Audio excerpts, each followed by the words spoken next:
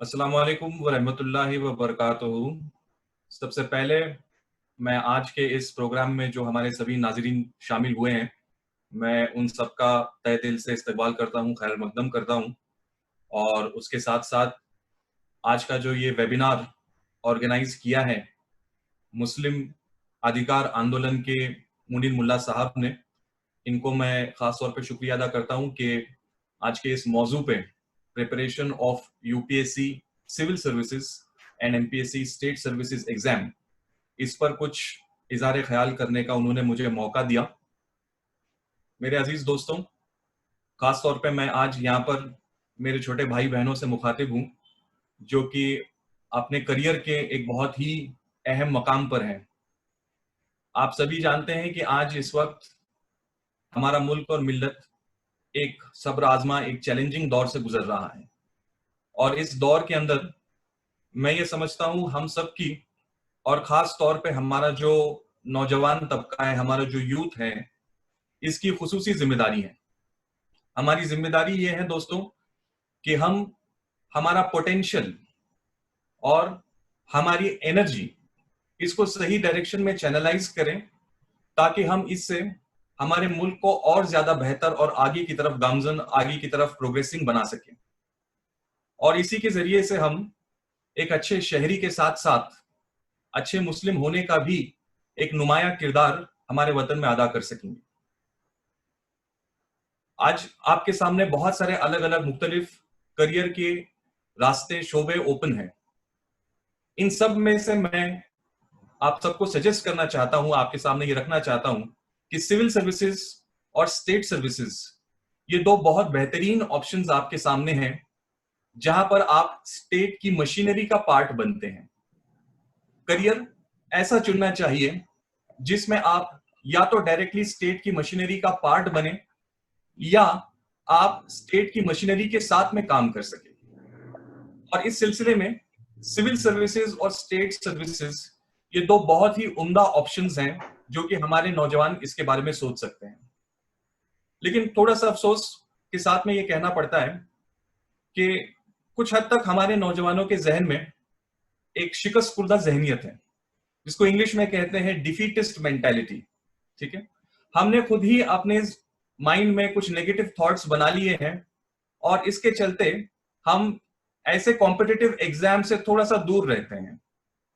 आज इस प्रोग्राम के जरिए से एक छोटी सी कोशिश है, मैं ये चाह रहा हूं कि कुछ यूथ तक एटलीस्ट हम पहुंच सकें और उनको इन करियर्स की तरफ हम माइल कर सकें, जिसके जरिए से वो सिर्फ अपने आप के लिए और अपने फैमिली के लिए ही नहीं, बल्कि पूरे मिल्लत और मुल्क के लिए जो है वो फख्र का बाइस बन सकते हैं।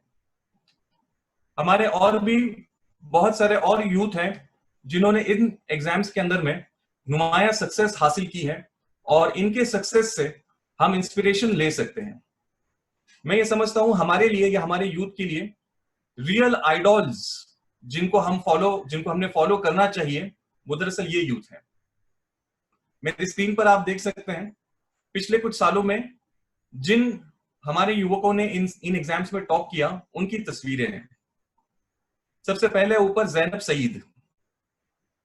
सईद, ये यूपीएससी टॉपर तो है ही, लेकिन दोस्तों खास तौर पे आपको इनके बारे में एक बात बताता चलूं कि इन्होंने यूपीएससी के इंटरव्यू में सबसे हाईएस्ट मार्क्स लिए हैं। 275 मार्क्स का इंटरव्यू होता है, 226 मार्क्स जैनब सईद को इस इंटरव्यू में मिले हैं।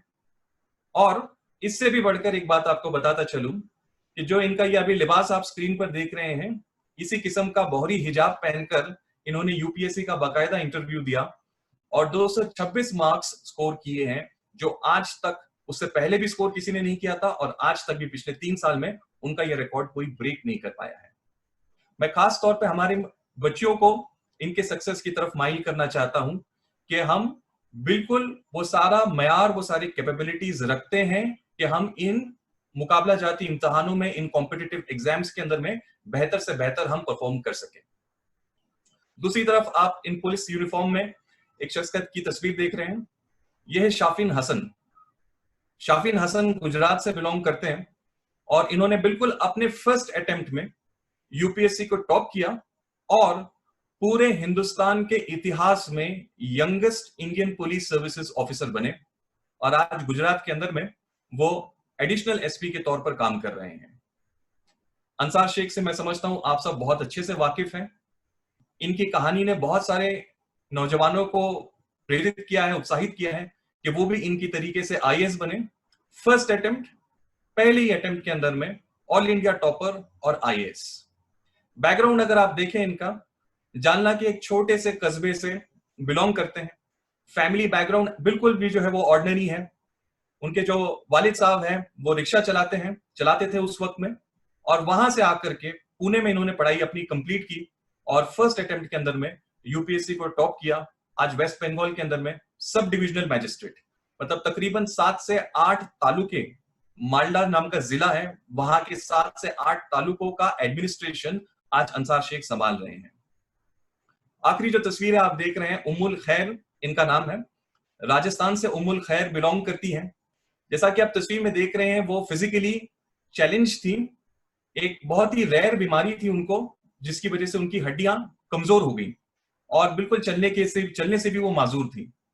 इसके बावजूद सारी तालीम उन्होंने खुद से की। फैमिली से कोई सपोर्ट नहीं था, घर वालों ने, फैमिली ने बिल्कुल एजुकेशन के लिए सपोर्ट नहीं किया। खुद ट्यूशंस लेकर के एजुकेशन कंप्लीट किया। दिल्ली से जेएनयू यूनिवर्सिटी से उन्होंने अपना एजुकेशन कंप्लीट किया और यूपीएससी टॉप करके वो आईएएस बनी। उम्मुल खैर की खास तौर पे स्टोरी सुनने के बाद में मुझे गालिब का एक शेर आता है। गालिब लिखता है, रंज से खूगर हो जाए इंसान तो मिट जाता है रंज। रंज से यानी गम से खूगर हो जाए इंसान, मतलब आदी हो जाए, तो मिट जाता है रंज। मुश्किलें मुझ पर पड़ी इतनी कि आसा हो गई। मेरी जिंदगी में इतनी मुश्किलें आई कि उसके बाद में मुश्किलें ही आसान हो गई। ऐसी जिंदगी उम्मुल खैर की और इन सारे टॉपर्स की हमको दिखती है। और मैं खास तौर पे बिल्कुल शुरुआत में मेरे नौजवान भाई बहनों से कहना चाहता हूं कि अगर ये स्टूडेंट्स टॉप कर सकते हैं सिविल सर्विसेज एग्जाम में, तो बिल्कुल आप भी ये कर सकते हैं। सबसे इंपॉर्टेंट चीज है कि हमारी सोच हमको बदलना होगा। एक बार आपकी सोच बदल जाती है तो आपकी पूरी जिंदगी एक बिल्कुल मुख्तलिफ रुख के ऊपर में निकल पड़ती है। चलिए आगे बढ़ते हैं। इन सभी टॉपर्स की केस में एक चीज जो है वो मुझे कॉमन दिखती है, और वो चीज जो कॉमन है वो है मकसद। मेरे नौजवान दोस्तों, पर्पस या मकसद आपकी जिंदगी में सबसे इंपॉर्टेंट चीज है। ये ऐसा है, समझ लीजिए जैसे आपके लाइफ का इंजन हो। पर्पस ही आपको वो ताकत देता है कि आप आपके सामने के मुश्किलात के ऊपर में जीत हासिल कर सके। एक राइटर लिखता है, I believe I am here for a reason and my purpose is greater than my challenges. Ansar Shaikh ने 8वीं क्लास में डिसाइड कर लिया था कि जिस ऑफिसर ने मेरे वालिद से घूस मांगी, करप्शन मांगा, मैं उससे बड़ा ऑफिसर बनूंगा और इस सिस्टम में से मैं करप्शन खत्म करूंगा। 8 साल का छोटा सा बच्चा जिसको कोई सिस्टम पता नहीं, उसको आईएएस क्या होता है वो पता नहीं, लेकिन उसकी जिंदगी में उस वक्त में एक पर्पस डिसाइड हुआ और फिर उसी पर्पस ने उसको आगे अपनी जिंदगी में गामजन रखा। इसलिए मैं आज सबसे पहली चीज आप लोगों के साथ में शेयर करना चाहता हूं कि आप आपकी जिंदगी का एक हदफ, एक पर्पस, एक नस्बुल ऐन तय करें कि मेरी जिंदगी का मकसद क्या है। ठीक है, अरबी में एक बहुत अच्छा लफ्ज है इसके लिए, नस्बुल ऐन, जिसको हम पर्पस कहते हैं, उसको अरबी में कहते हैं नस्बुल ऐन। मतलब वो चीज, ऐन कहते हैं 2 नजरों को, जो नजर के सामने बिल्कुल हो वो है नस्बुल ऐन। तो पर्पस वैसा होना चाहिए जो बिल्कुल आपके सामने हो। डॉक्टर एपीजे अब्दुल कलाम, हमारे प्रेसिडेंट और हर दिल अजीज प्रेसिडेंट, अपनी किताब में लिखते हैं, लो एम इज अ क्राइम। जब आप पर्पस डिसाइड करें तो आपका पर्पस जो है वो बड़ा होना चाहिए। जितना बड़ा इंसान का पर्पस होता है दोस्तों, जितना बड़ा उसका मकसद होता है, उतना बड़ा वो इंसान बनता है। ठीक है, जब आप बड़ा पर्पस रखते हैं तो कुदरत आपके अंदर में वो कुव्वत, वो ताकत, वो सलाहियत, वो हिम्मत पैदा करती है कि आप उस पर्पस को मीट कर सकें। लेकिन आपने पर्पस ही अगर छोटा रखा, अगर आप सोचेंगे ही कि मुझे क्लर्क बनना है पार्ट बनना डिपार्टमेंट के अंदर में, तो फिर आप वहीं तक जा सकेंगे या शायद वहां तक भी ना पहुंच सके। लेकिन अगर आपने टॉप लेवल का पर्पस रखा तो आप उस लेवल तक पहुंचेंगे और उससे बियॉन्ड भी जा सकेंगे। तो पर्पस बड़ा होना चाहिए। दूसरी चीज, पर्पस बिल्कुल वाज़े और क्लियर होना चाहिए। अगर क्लैरिटी नहीं होगी तो उस वक्त में आप उस पर्पस को अचीव नहीं कर पाएंगे। Purpose has to be very clear before you. So बड़ा होना चाहिए पर्पस। दूसरी चीज, आपका पर्पस क्लियर होना चाहिए। और तीसरी चीज, आपका पर्पस आपके बियॉन्ड होना चाहिए। मतलब मेरा पर्पस सिर्फ मैं, मेरी फैमिली, मेरे घर वाले, मेरे रिश्तेदार, खानदान, इस तक लिमिटेड ना हो। इससे बियॉन्ड जाकर के लार्जर समाज, जिसको मराठी में कहते हैं आम्ही समाजाचे काहीतरी देणे आहोत, we are indebted to the society, we have to give back to the society, ये आपके पर्पस में होना चाहिए। ठीक है। So a big purpose, a clear purpose and a social oriented purpose, ये तीन चीजें आपको आपकी जिंदगी में इनकॉर्पोरेट करना है। और ये करते हुए मैं ये समझता हूं सिविल सर्विसेज और स्टेट सर्विसेज ये बहुत बेहतरीन करियर्स हैं, जहां पर में करियर बनाते हुए आप ऐसे पर्पस को अचीव कर सकते हैं। आज आप देख रहे हैं दोस्तों कि किस तरीके से कोरोना के चलते आज पूरा देश लॉकडाउन में है। बहुत सारे लोग इस वक्त अलग अलग किस्म की मुश्किलात और दुश्वारियों का सामना कर रहे हैं। और इस वक्त में, ऐसे बुरे हालात में, हमारा प्रशासन, हमारा एडमिनिस्ट्रेशन इन लोगों को राहत पहुंचाने का काम कर रहा है। एक कलेक्टर के एक डिसीजन से कई लाखों लोगों की जिंदगियां मुतासिर होती हैं। आप कई लोगों की जिंदगी में मानी केस, जिसको हम बोलते हैं ना मीनिंगफुल, आप चेंज ला सकते हैं अगर आप उस ओहदे के ऊपर में फाइज हो। इसलिए मैं आज इस सेशन के अंदर में सिविल सर्विसेज और स्टेट सर्विसेज, इस करियर की तरफ आपका ध्यान और उसके सिलसिले में तैयारी कैसे की जाए, इस पर कुछ अपना इजहार ख्याल करने जा रहा हूं। चलिए आगे बढ़ते हैं। और सबसे पहले मैं हमारे नौजवानों के जहन में से जो कुछ मिथ्स होती हैं, इनको निकालने की कोशिश करता हूं। सिविल सर्विसेज के बारे में इस सोशल मीडिया के दौर में मैं जानता हूं आप सबने डेफिनेटली कुछ ना कुछ सुना या पढ़ रखा है। ठीक है। लेकिन इसके साथ साथ आपके जहन में बहुत सारे मेंटल ब्लॉक्स भी होंगे। मराठी में हम कहते हैं न्यूनगंड। ठीक है। इन मेंटल ब्लॉक्स को निकालने का ऑपरेशन पहले जरूरी है और उसके बाद में फिर इस एग्जाम की तैयारी की बात हो सकती है। तो चलिए कुछ मेंटल ब्लॉक्स के बारे में मैं बात करता हूं। सबसे पहली चीज, एकेडमिक बैकग्राउंड। बहुत सारे बच्चे मेरे पास में आते हैं और ये कहते हैं कि सर मेरा एकेडमिक बैकग्राउंड अच्छा नहीं रहा, मैं बहुत एवरेज या बिलो एवरेज स्टूडेंट था और इतनी मुश्किल एग्जाम में क्लियर कर पाऊंगा क्या? तो मैं बहुत साफ तौर पे आपसे कहना चाहता हूं कि आपने अब तक अपने लाइफ में, स्कूल और कॉलेज में कैसे परफॉर्मेंस किया है, वो इस एग्जाम में मायने नहीं रखता। ठीक है। आज इस वक्त, इस घड़ी, आप आपकी जिंदगी को किस दिशा, किस ओर ले जाना चाहते हैं, वो मैटर करता है। जो गुजर चुका वो कल है, वो वैसे भी हमारे हाथ में नहीं होता। ठीक है। इस एग्जाम में कहीं पर भी आपका पीछे का एकेडमिक बैकग्राउंड मैटर नहीं करता। और मैं आपको हजारों मिसालें दे सकता हूं जहां बहुत ऑर्डिनरी बैकग्राउंड के कैंडिडेट्स ने इस एग्जाम को सिर्फ क्लियर नहीं बल्कि टॉप किया है। There are many examples that I can give. YouTube पर बहुत सारे वीडियोस है, आपने ऐसे वीडियोस देखे भी होंगे। ये पहला मुद्दा कि आपका एकेडमिक बैकग्राउंड मैटर नहीं करेगा। दूसरा, सिर्फ इंग्लिश या कॉन्वेंट एजुकेटेड स्टूडेंट्स इस एग्जाम को क्लियर कर सकते हैं। ये हमारे जहन में एक थोड़ी सी एहसास कमतरी, जिसको हम बोलते हैं नेगेटिव माइंडसेट, आ जाता है कि मैंने जिला परिषद के स्कूल से तालीम ली है, मैंने तो उर्दू मीडियम से पढ़ाई की है और मैं ये पुणे, मुंबई, नागपुर जैसे बड़े बड़े शहरों के बच्चों के साथ में कैसे कॉम्पीट कर सकता हूं, इनके पास तो एज है। तो ऐसा बिल्कुल नहीं है। इस एग्जाम के अंदर में अगेन आप किस मीडियम से पढ़े हैं, आपकी लैंग्वेज कैसी है, ये मैटर नहीं करता। एज लॉन्ग एज आप आपके ख्यालात पेपर के ऊपर में सिंपल लैंग्वेज में एक्सप्रेस कर सकते हैं, आपकी लैंग्वेज से कोई फर्क नहीं पड़ता। तो अगर आपने वर्नाक्युलर मराठी मीडियम से, उर्दू मीडियम से, चाहे जिस मीडियम से तालीम ली है, आप इस मेंटल ब्लॉक को अपने जहन में से निकाल दीजिए। तीसरी चीज, फैमिली बैकग्राउंड, कि सिर्फ अच्छे और अपर मिडिल क्लास लोग या रईस लोग ये ही इस एग्जाम के अंदर में बैठ सकते हैं और वो ही क्लियर कर सकते हैं। ये भी एक बहुत बड़ा मिथ जो है वो चलता है हमारे यहाँ। ठीक है। ऐसा बिल्कुल नहीं है। मेरे अपने कई दोस्त हैं जो बिल्कुल हम्बल बैकग्राउंड से बिलोंग करते हैं। मेरे एक अजीज दोस्त शकील अंसारी आज जलगांव में कमिश्नर है इनकम टैक्स में। हमने साथ में प्रिपरेशन और तैयारियां की हैं। शकील अंसारी साहब का बैकग्राउंड ऐसे था कि वालिद साहब जो है वो कपड़े बेचते थे और शकील उनको हेल्प करते थे कपड़े बेचने में, साइकिल पर रखकर बाकायदा वो जाकर के कपड़े बेचते थे। ऐसे बैकग्राउंड से आने वाले शकील अंसारी फर्स्ट अटेम्प्ट के अंदर में यूपीएससी के इंटरव्यू तक जाते हैं और Indian revenue services income tax में सिलेक्ट हो जाते हैं। तो आपका फैमिली बैकग्राउंड मैटर नहीं करता, मैटर करता है आपके अंदर का स्टफ क्या है। ठीक है, आपके अंदर जिद कितनी है, आपके अंदर में जिगर कैसा है। मंजिल उन्हीं को मिलती है जिनके ख्वाबों में जान होती है। शायर लिखता है, मंजिल उन्हीं को मिलती है जिनके ख्वाबों में जान होती है, पंखों से कुछ नहीं होता, हौसलों से उड़ान होती है। मतलब आपको रिसोर्सेज क्या मिली वो इंपॉर्टेंट नहीं है, आपके अंदर में उड़ने का जिगर कितना है वो मैटर करेगा। इसके बाद एक अगला बड़ा और बहुत बड़ा मिथ है कि इन एग्जाम्स को पास करने के लिए हर रोज 17-18 घंटे पढ़ाई करनी पड़ती है, तभी आप पास हो सकते हैं।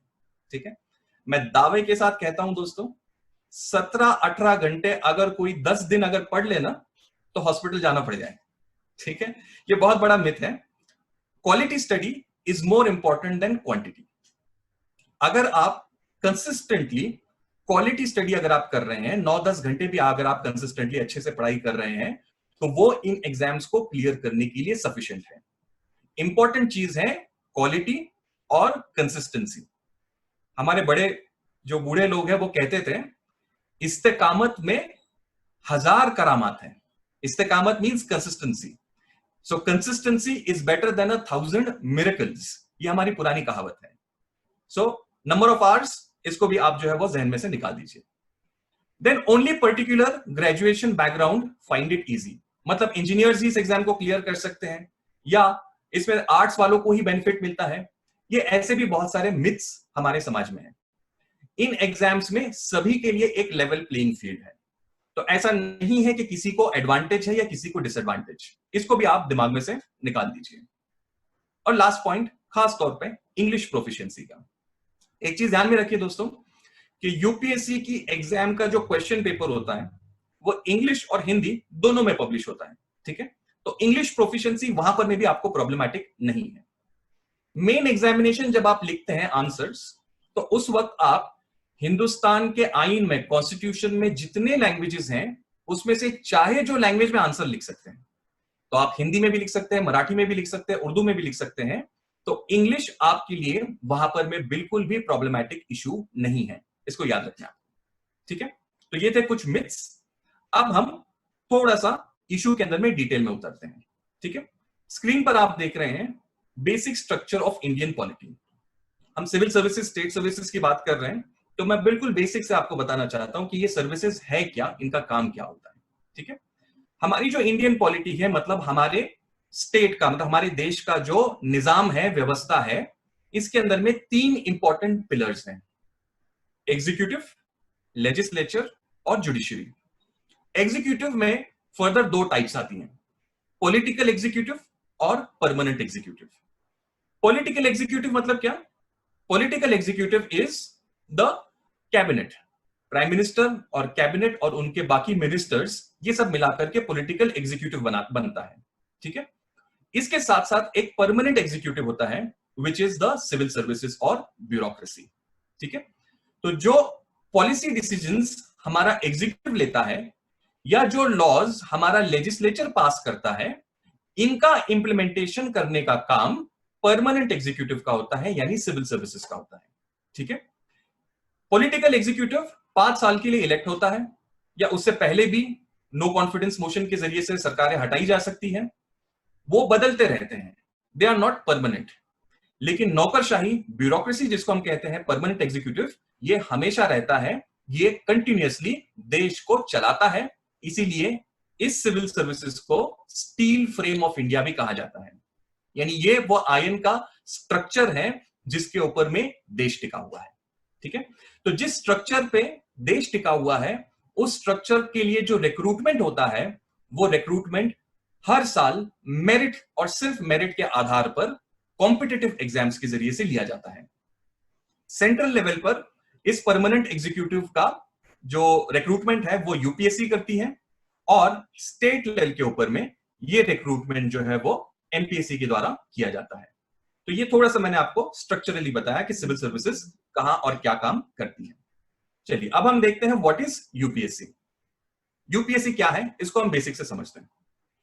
यूपीएससी एक कॉन्स्टिट्यूशनल बॉडी है, यानी कि हमारे देश के आईन में, हमारे संविधान में यूपीएससी के सिलसिले में खास तौर पे तरतूत करके, आर्टिकल्स बना करके इस बॉडी को क्रिएट किया गया है। इस बॉडी का काम है कि ये भारत सरकार के ग्रुप ए और ग्रुप बी, मतलब टॉप मोस्ट जो ऑफिसर्स होते हैं, गैजेटेड ऑफिशियल्स, इनकी रिक्रूटमेंट करें। हर साल यूपीएससी इन रिक्रूटमेंट्स के लिए मुख्तलिफ एग्जाम्स लेती है, जिसमें civil services, Indian engineering services, Indian economic services, Indian forest services, NDA, CDS, बहुत सारी और दीगर एग्जाम्स की शमूलियत होती है।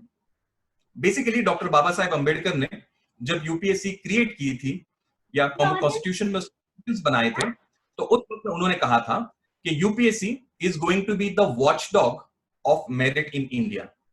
मतलब ये एक ऐसी संस्था है, एक ऐसी बॉडी है जिसका काम है कि वो हमारे देश के ऑफिशियल्स के रिक्रूटमेंट में सिर्फ और सिर्फ मेरिट ये आधार हो, इसका ध्यान रखें।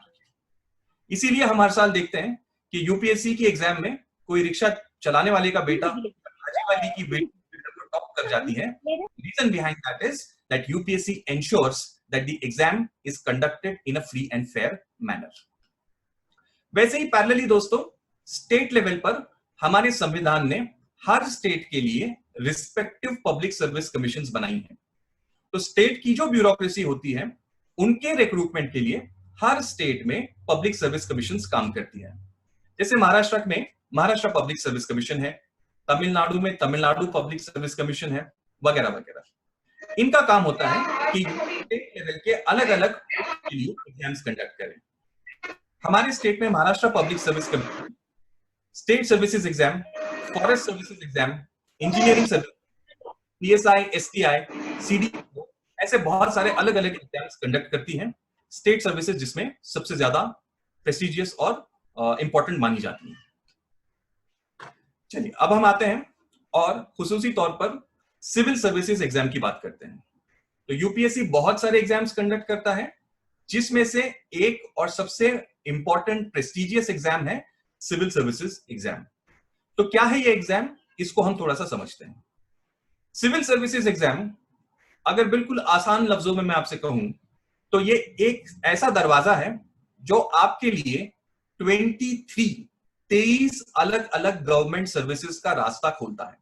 ठीक है, IAS, IPS, Indian foreign service, Indian revenue service, Indian railway traffic service, Indian audit and account service, मैं बस गिनाता चला जा सकता हूं। ऐसी अलग अलग बहुत प्रेस्टिजियस, बहुत ही इंपॉर्टेंट सर्विसेज का रिक्रूटमेंट इस एक सिंगल एग्जाम के जरिए से होता है। मतलब ये एक एग्जाम आप पास कर लीजिए और फिर उसके बाद में आप चूज कर सकते हैं कि आपको किस सर्विस में अपना करियर बनाना है। ठीक है, हर साल यूपीएससी इस एग्जाम की साइकिल को दोहराता है, अलग अलग स्टेजेस में, हम उसके बारे में बात करेंगे अभी थोड़ी देर में। लेकिन इंपॉर्टेंट यह है कि annually without fail particular period में ये एग्जाम्स जो है वो कंडक्ट होती है। मतलब अगर अभी से आप आपके करियर प्लानिंग कर रहे हैं, तो आप एश्योर्ड रह सकते हैं कि हर साल यूपीएससी ने ये एग्जाम्स कंडक्ट करना ही है और उसके हिसाब से आप आपकी तैयारी कर सकते हैं। इस एग्जाम के लिए किसी भी फील्ड का ग्रेजुएट, के रिकॉग्नाइज्ड इंडियन यूनिवर्सिटी का ग्रेजुएट, चाहे उसका बैकग्राउंड कोई भी हो, उसके परसेंटेज चाहे जैसे भी हो, वो इस एग्जाम में अपीयर होने के लिए एलिजिबल होता है। ठीक है, तो आज तक का आपका एकेडमिक सफर मैटर नहीं करता, आज से आपने लिया हुआ अज़्म वो मैटर करेगा अगर आप इस एग्जाम के अंदर में अपीयर करना चाहते हैं तो। वैसे ही पैरेलली स्टेट लेवल पर स्टेट की जो सबसे इंपॉर्टेंट ब्यूरोक्रेटिक पोस्ट हैं, इनका रिक्रूटमेंट स्टेट सर्विसेज एग्जाम के जरिए से किया जाता है। ठीक है, इसमें deputy collector, deputy superintendent of police, assistant commissioner sales tax, अब वो जीएसटी हो गया है, tehsildar, block development officer, finance officer, district deputy registrar, ऐसी बहुत सारी इंपॉर्टेंट पोस्ट का जो है इसमें शामिल की गई है। यूपीएससी की तरह ही ये भी एग्जाम हर साल बिला नागा कंडक्ट की जाती है और इसमें भी एनी ग्रेजुएट, कोई भी ग्रेजुएट इस एग्जाम के अंदर में अपीयर कर सकता है। तो सेंटर में यूपीएससी, स्टेट में एमपीएससी एज बॉडीज, और सेंटर में एग्जाम है सिविल सर्विसेज और स्टेट में उसका पैरेलल है स्टेट सर्विसेज एग्जामिनेशन। चलिए अब आगे बढ़ते हैं और ये जानने की कोशिश करते हैं कि क्यों हमको इन सर्विसेज को टारगेट करना चाहिए। ठीक है, मेरा सबसे पहला रीजन इसके पीछे है career and not just a job. दोस्तों, हर किसी को अपनी माश मतलब अपनी फैमिली चलाने के लिए कोई ना कोई इनकम की जरूरत होती है और इसके लिए सभी लोग कोई ना कोई जॉब बिजनेस करते हैं। ठीक है, जॉब आपके वक्त का और आपके इंटेलिजेंस का आपको मुआवजा देता है। So whatever time, energy, effort you are giving for a particular work, उसका economic compensation is what basically a job entails. ठीक है, करियर लेकिन उससे ब्रॉडर कंसेप्ट है। करियर जॉब से ज्यादा बड़ी कंसेप्ट है। करियर में सिर्फ इकोनॉमिक कॉम्पेंसेशन नहीं, बल्कि उसके साथ साथ में job satisfaction, learning, development, experience, contribution back to the society, ये सारी चीजें इन्वॉल्व होती हैं। सो जॉब एक स्मॉलर सबसेट है और करियर उससे बड़ा सुपरसेट। अगर आप एक करियर चाहते हैं, ना कि सिर्फ एक जॉब, तो फिर सिविल सर्विसेज और स्टेट सर्विस ये आपके लिए बहुत अच्छे ऑप्शंस हैं। इन आप सेल्फ एक्चुअलाइजेशन अचीव कर सकते हैं। सेल्फ एक्चुअलाइजेशन मतलब क्या? कि अपने अंदर का छुपा हुआ जो पोटेंशियल है उसको पूरी तरीके से जब आप यूटिलाइज करते हैं, that is when you reach the level of self actualization, जिसको अल्लामा इकबाल ने कंसेप्ट खुदी से ताबीर किया, where you reach that fullest potential. एक अशरफुल मखलूकात होने के नाते that is the concept of खुदी, वो है सेल्फ एक्चुअलाइजेशन। और ये अपॉर्चुनिटी आपको ये सर्विसेज देती हैं। क्यों? क्योंकि इन सर्विसेज में आपको जो एक्सपोजर मिलता है वो किसी भी और करियर में नहीं मिलता। देखिए, एक आईएएस ऑफिसर आज एज अ कलेक्टर किसी जगह पर किसी जिले में काम कर रहा होगा, कुछ महीनों बाद वो वही सेम कलेक्टर किसी और डिपार्टमेंट में एज सेक्रेटरी लेवल के ऊपर में वो काम कर सकता है। उसको गवर्नमेंट किसी पब्लिक सेक्टर यूनिट में भेज सकती है, उसको फॉरेन में वर्ल्ड बैंक डेपुटेशन पे भेज सकता है। अपने 30 साल के करियर में जो एक्सपोजर एक आईएएस आईपीएस ऑफिसर को मिलता है वो शायद ही दुनिया की कोई और करियर आपको दे सकती है। And last point is public interface.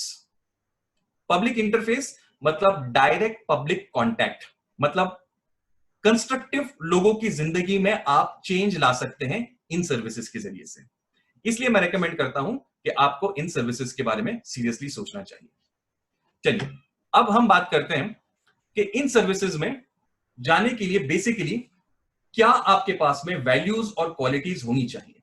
ठीक है, अब मैं यूपीएससी की ही लैंग्वेज में यहां पर मैं आपको बता रहा हूं कि यूपीएससी आपके अंदर में क्या देखना चाहती है, क्या टेस्ट करना चाहती है।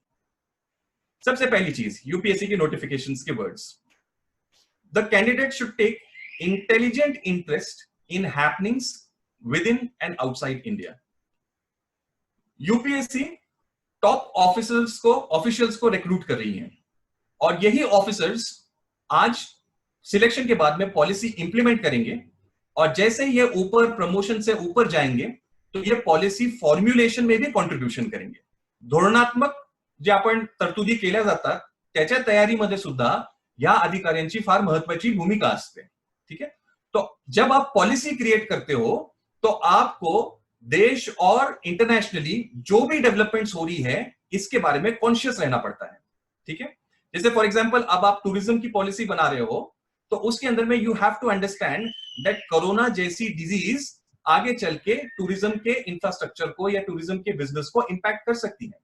So you must be able to develop policies accordingly. इसलिए यूपीएससी इस एग्जाम में चेक करना चाहती है कि क्या ये कैंडिडेट करंट जो हैपनिंग्स हो रहे हैं नेशनली और इंटरनेशनली, इनके अंदर में रुचि, इंटरेस्ट रखता है या नहीं। That is the first thing that they want to check. Second is critical power of assimilation. Critical power of assimilation मतलब क्या? आपके पास में बहुत सारी इंफॉर्मेशन एज अ ऑफिसर आती रहेगी। जैसे इमेजिन कीजिए आप एक जिले के कलेक्टर हैं अभी इस सिचुएशन में और डेली बेसिस के ऊपर में बहुत सारी इंफॉर्मेशन आप तक पहुंच रही है जिसके बेसिस पर आपको डिसीजन मेकिंग करना है। So a lot of information को फिल्टर करके इफेक्टिव डिसीजन लेने की आपके अंदर में सलाहियत, कैपेसिटी होनी चाहिए। ठीक है, that is critical power of assimilation. तो यूपीएससी कैंडिडेट्स में ये क्वालिटी देखना चाहती है कि क्या बहुत सारी चीजें पढ़ करके ये इन इंफॉर्मेशन को फिल्टर करके जो काम की इंफॉर्मेशन है इससे डिसीजन मेकिंग कर सकता है। That is the second aspect. Third, clear and logical exposition. मतलब जो कुछ भी आप लिख रहे हैं या आप इंटरव्यू में कह रहे हैं वो बिल्कुल साफ और वाज़ेह होना चाहिए। अगर आप किसी सीनियर गवर्नमेंट ऑफिशियल से मिलते हैं, उनके साथ में आपकी गुफ्तगू होती है, तो आप ये देखेंगे कि उनका कम्युनिकेशन बहुत डायरेक्ट और क्लियर होता है। If they want to say some steps, they will just count like step number 1 ये कीजिए, number 2 this, number 3 this, number 4 this. मतलब बहुत साफ तौर पे आपको इंफॉर्मेशन दी जाएगी। That is clear exposition. Second, logical. जो भी आप कह रहे हैं या लिख रहे हैं उसमें एक लॉजिकल फ्लो ऑफ थॉट होना चाहिए। मतलब एक चीज दूसरे चीज को लीड करते हुए आगे बढ़ती चली जानी चाहिए। यही चीज आपकी मेंस और इंटरव्यू में चेक की जाएगी। चौथा, balance of judgement. Balance of judgement मतलब आप जब भी कोई फैसला करें तो वो फैसला करते हुए सभी अवेलेबल इंफॉर्मेशन को कंसिडर करके एक बैलेंस्ड फैसला आपने लिया है। ठीक है, आप जिसको हम मराठी में कहते हैं एकांगी व्यक्तिमत्व किंवा एकांगी डिसीजन, ऐसा करने की आपकी टेंडेंसी नहीं है। आप हर चीज को कंसिडर करके एक राइट डिसीजन तक आप पहुंचने की आपके अंदर में कैपेसिटी है। That is balance of judgement. And last point, social cohesion and leadership. Social cohesion मतलब हम जिस समाज में, जिस देश में रहते हैं, उस समाज के लिए, उस देश के लिए कुछ करने की आपके अंदर में प्रवृत्ति, आपके अंदर में इंक्लिनेशन होना चाहिए। समाज के जो दबे कुचले वर्ग हैं, महिलाएं हैं, ट्राइबल्स हैं, आदिवासी हैं, शेड्यूल कास्ट, शेड्यूल ट्राइब्स हैं, जो गरीब लोग हैं, इनके प्रति आपके अंदर में एक संवेदनशीलता होनी चाहिए। ठीक है, that is social cohesion. And lastly, leadership. Critical और डिफिकल्ट सिचुएशंस के अंदर में जिम्मेदारी उठाते हुए कुछ पॉजिटिव स्टेप्स लेने की आपकी अंदर से एक ड्राइव होनी चाहिए। That is social cohesion and leadership. इस किस्म की पर्सनैलिटी यूपीएससी इन सभी स्टेजेस यूपीएससी एग्जाम के इसके जरिए से चेक करना चाहता है। चलिए अब हम थोड़े से टेक्निकल एस्पेक्ट्स इस एग्जाम के सिलसिले में देखते हैं regarding eligibility, structure and nature. कौन ये एग्जाम दे सकता है? कोई भी इंडियन नेशनल जिसने ग्रेजुएशन कंप्लीट किया है वो इस एग्जाम को अपीयर कर सकता है। ठीक है, ओपन कैटेगरी का कैंडिडेट 32 साल की उम्र तक इस एग्जाम को अटेम्प्ट कर सकता है।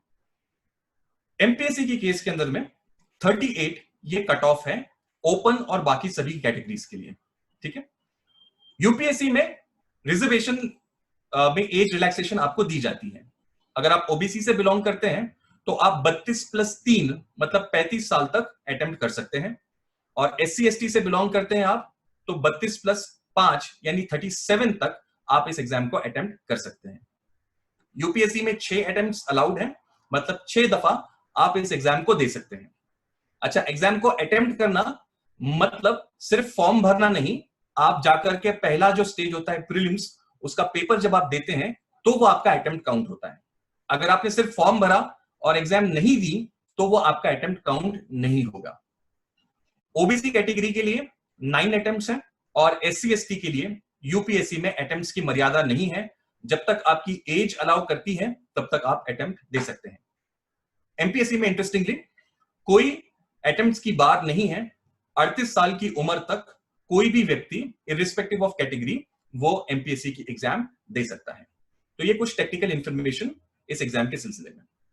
अब आते हैं एग्जाम के स्ट्रक्चर के बारे में बात करते हैं।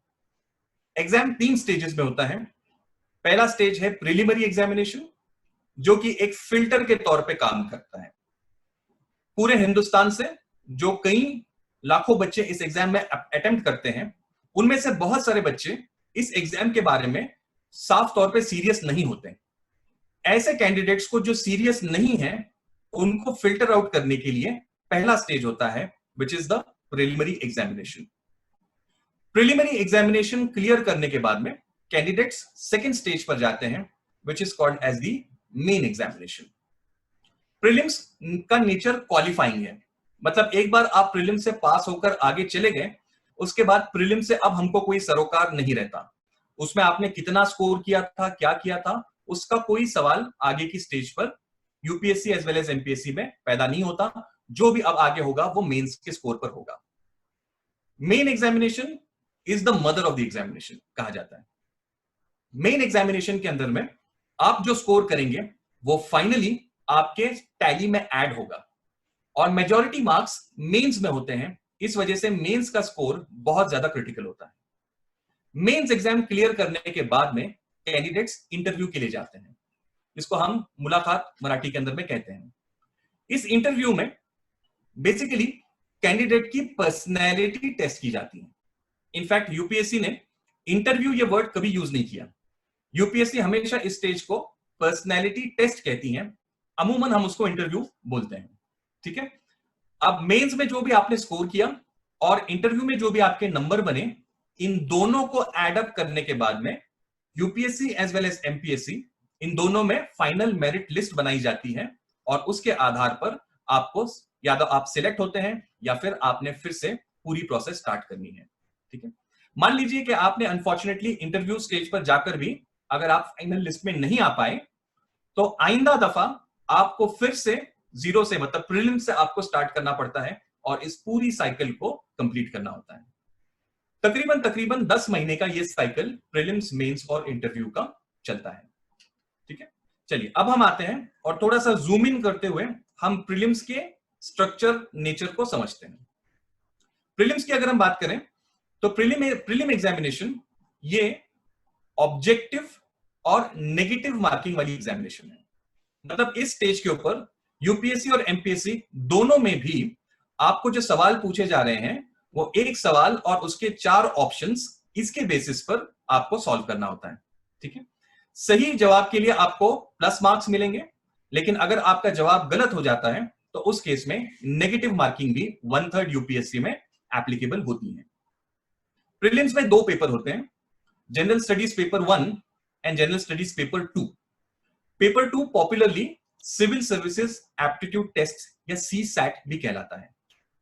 जीएस पेपर 1 में इंटरनेशनल और नेशनल करंट अफेयर्स, उसके बाद में history, geography, polity, economy, social issues, science and technology, इस टाइप के 7 आपके कोर उसके कंपोनेंट्स होते हैं। दूसरा पेपर यानी सीसैट पेपर, ये बेसिकली एप्टीट्यूड वाला पेपर है। एप्टीट्यूड मतलब basic reading comprehension, language skills, basic arithmetic, data interpretation, इसके बेसिस पर यह पेपर बनाया गया है। थोड़ा सा कंपेयर सो दैट जो यंग बच्चे हैं उनको ज्यादा बेटर वो अंडरस्टैंड कर सकें। जैसे आपने स्कॉलरशिप की जो एग्जाम देखी होगी, स्कॉलरशिप के जो एग्जाम्स होते हैं कुछ उस तरीके का, उस लाइंस पर जाने वाला सीसैट का पेपर डिजाइन किया गया होता है। ठीक है, लेकिन यूपीएससी एमपीएससी में यहां एक फर्क वाजे है। यूपीएससी में सीसैट का पेपर सिर्फ क्वालिफाइंग है, मतलब यूपीएससी में आपने इस पेपर में होना है। अगर आप पास हो गए तो इस पेपर का काम प्रीलिम्स के लिए आपका खत्म हो गया। अगर आप इस पेपर में फेल हो जाते हैं खुदा ना खास्ता यूपीएससी में, तो पहले पेपर में चाहे जितने भी आपके नंबर हो, आप उस स्टेज को क्वालिफाई नहीं कर सकते, आप वहीं पे फेल हो जाएंगे। ठीक है, so CSAT is only qualifying in UPSC. आपकी जो मेरिट लिस्ट बनेगी प्रीलिम्स की, वो सिर्फ जीएस के पेपर पर बनेगी, प्रोवाइडेड आपने सीसैट का पेपर पास किया है। एमपीएससी में थोड़ा मामला अलग है।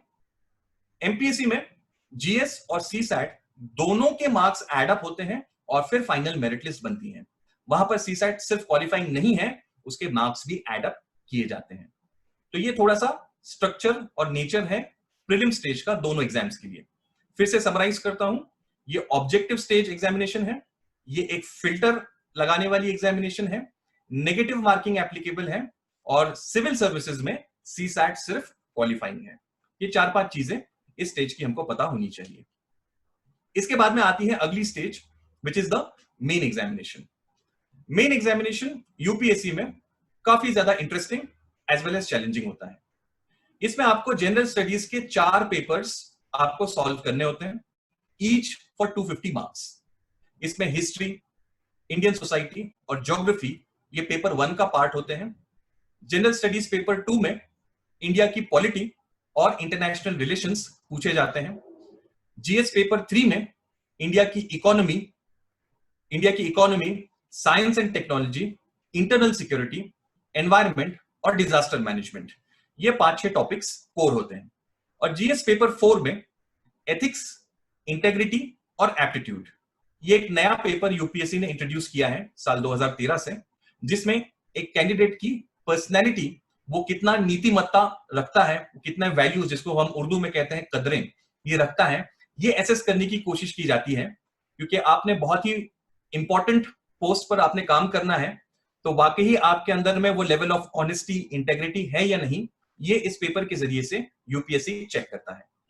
तो ये 4 पेपर जनरल स्टडीज के मिला करके आपके 1000 मार्क्स बनते हैं। इसके बाद में अगला पेपर होता है एसे का, जिसको हम हिंदी मराठी में कहते हैं निबंध। ठीक है, निबंध 250 मार्क्स के लिए आपको 2 एसेस यूपीएससी में लिखने होते हैं। 3 घंटे का वक्त आपको कुल मिलाकर मिलता है, जिसमें मल्टीपल टॉपिक्स दिए होते हैं, उसमें से 2 टॉपिक्स पर आपको एसे लिखना है। अब स्कूल के वक्त में आपने ऐसे लिखा ही है, कॉलेज में भी आपने लिखा होगा, उससे कुछ थोड़ा सा मुख्तलिफ, ज्यादा सीरियस या संजीदा टॉपिक्स के ऊपर में फॉर्मल तरीके से ऐसे यूपीएससी एक्सपेक्ट करता है। ठीक है, ऐसे के जरिए से आपकी जो सोचने की प्रक्रिया है, तरीका है आपका, वो एक एग्जामिनर बहुत इजीली समझ सकता है। ये व्यक्ति कितना लॉजिकल है, इसका रीडिंग मुताला जिसको हम कहते हैं वो कितना वाइड है, इसकी सोच के अंदर में डेप्थ कितनी है, बैलेंस ऑफ थॉट प्रोसेस कैसा है, ये सारी चीजें ऐसे में बिल्कुल साफ तौर पे उभर कर आती है, और उसके जरिए से एक अच्छी पर्सनैलिटी यूपीएससी जज कर पाती है कैंडिडेट की। ठीक है, इसके अलावा आपको 500 मार्क्स के लिए एक ऑप्शनल सब्जेक्ट भी सिलेक्ट करना होता है, और इस सिलसिले में आगे की स्लाइड में मैं डिटेल और वजाहत इसकी करूंगा। ये सब मिलाकर के 1750 मार्क्स का आपका मेंस का स्टेज बन जाता है। इसके बाद में जो कैंडिडेट्स मेरिट लिस्ट में मेंस की आते हैं, उनको इंटरव्यू के लिए बुलाया जाता है। दिल्ली में यूपीएससी के ऑफिस में हर साल मार्च अप्रैल के पीरियड में ये इंटरव्यूज होते हैं, जिसमें 275 मार्क्स का इंटरव्यू जो है वो आपने अपीयर करना होता है। मैं खास तौर पर थोड़ा सा यहां पर मैं एक साइड नोट पर आपको कहता चलूं कि बहुत दफा कैंडिडेट्स के अंदर में एक गलतफहमी होती है कि हमारे साथ में जो है वो ये कहते हैं तासुब हुआ, या हमारे साथ में डिस्क्रिमिनेशन हुआ, या जानबूझकर हमारी किसी social identity, community based identity की वजह से हमको जो है वो मौका नहीं दिया जाता। ये सरासर गलत है।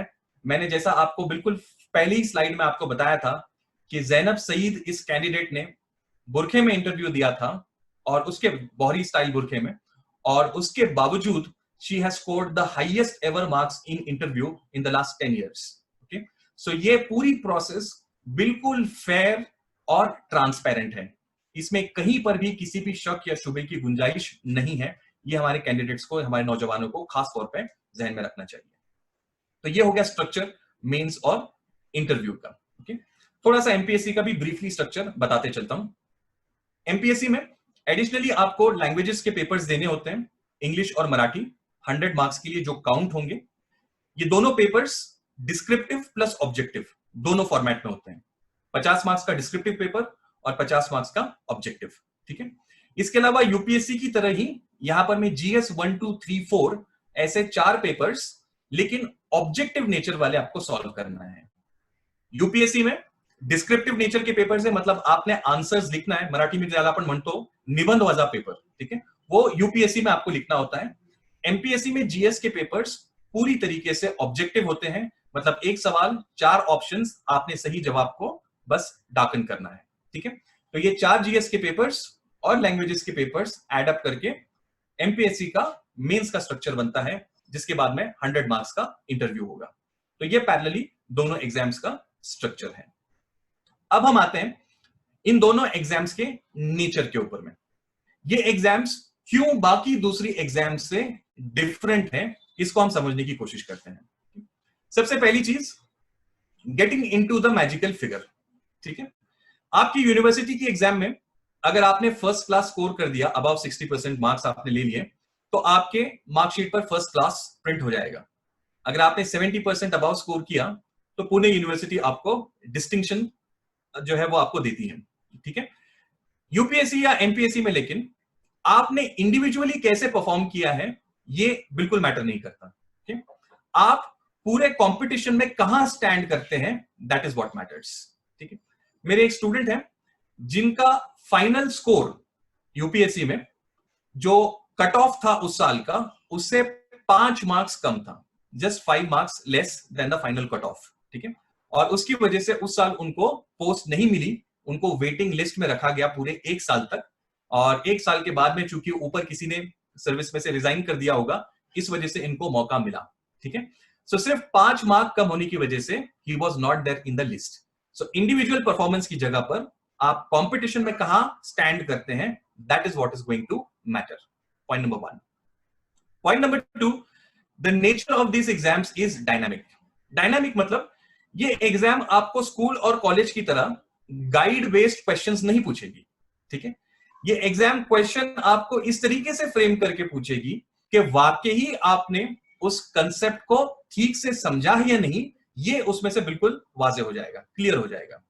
जैसे मैं एक एग्जांपल देता हूं, यूपीएससी ने कुछ सालों पहले सवाल पूछा था गवर्नर की ऑफिस पर। हर स्टेट में जैसा आप जानते हैं गवर्नर की पोस्ट होती है। ठीक है, तो गवर्नर पर यूपीएससी ने सवाल पूछा था। ये नहीं पूछा कि गवर्नर का रोल क्या है, उनकी अपॉइंटमेंट कैसी होती है, उनको हटाया कैसे जा सकता है, ये सारी चीजें गाइड्स में अवेलेबल है।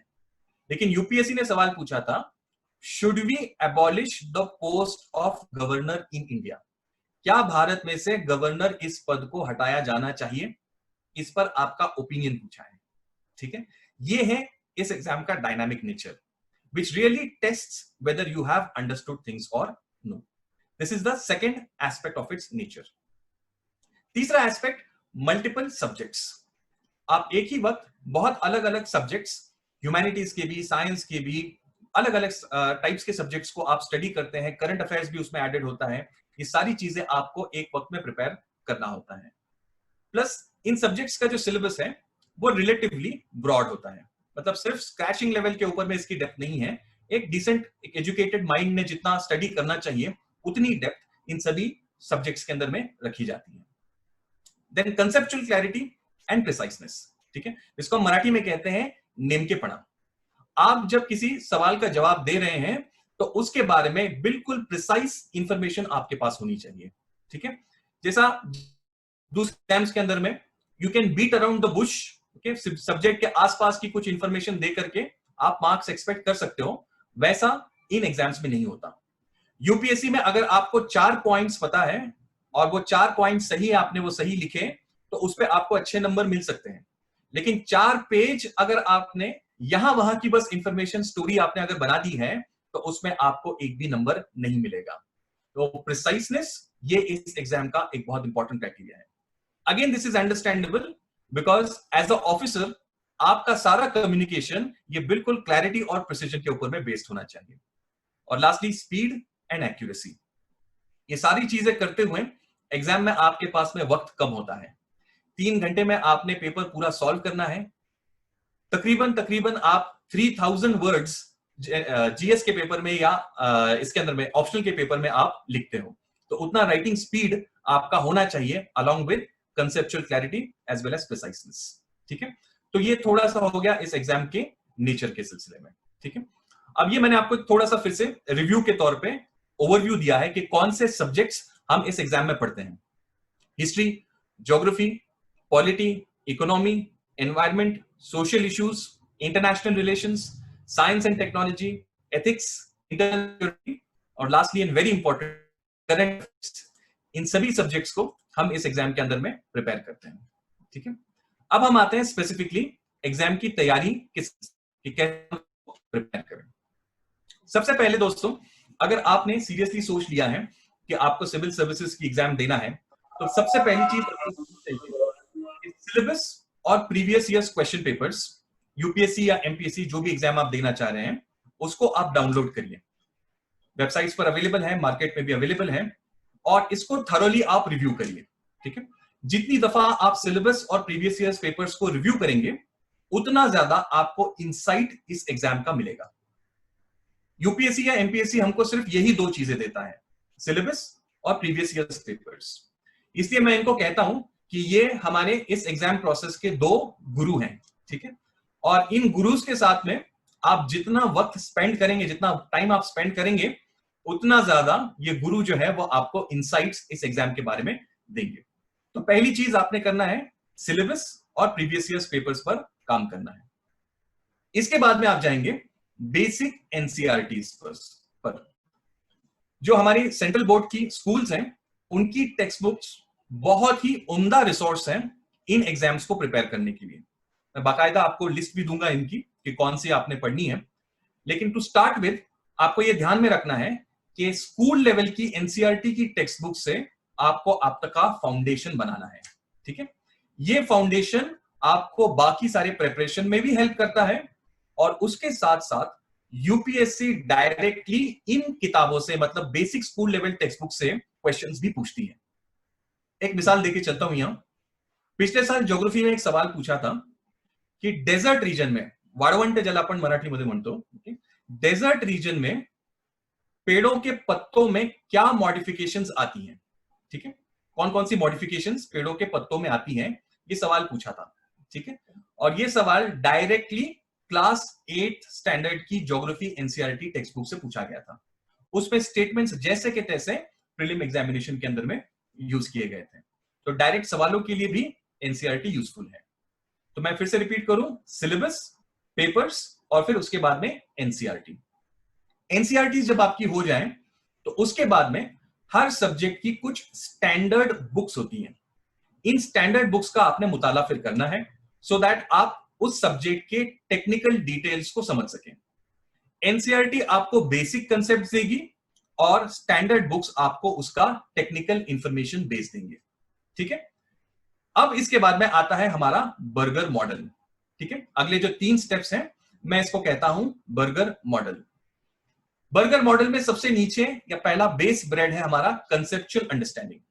जब तक आपके जहन में वो कंसेप्ट क्लियर नहीं है तब तक आगे बढ़ने में कोई मतलब नहीं है।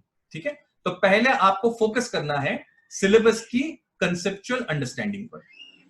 एक बार वो आपको समझ में आ गई, क्लियर हो गया, उसके बाद में अगला स्टेज आता है which is technical information base.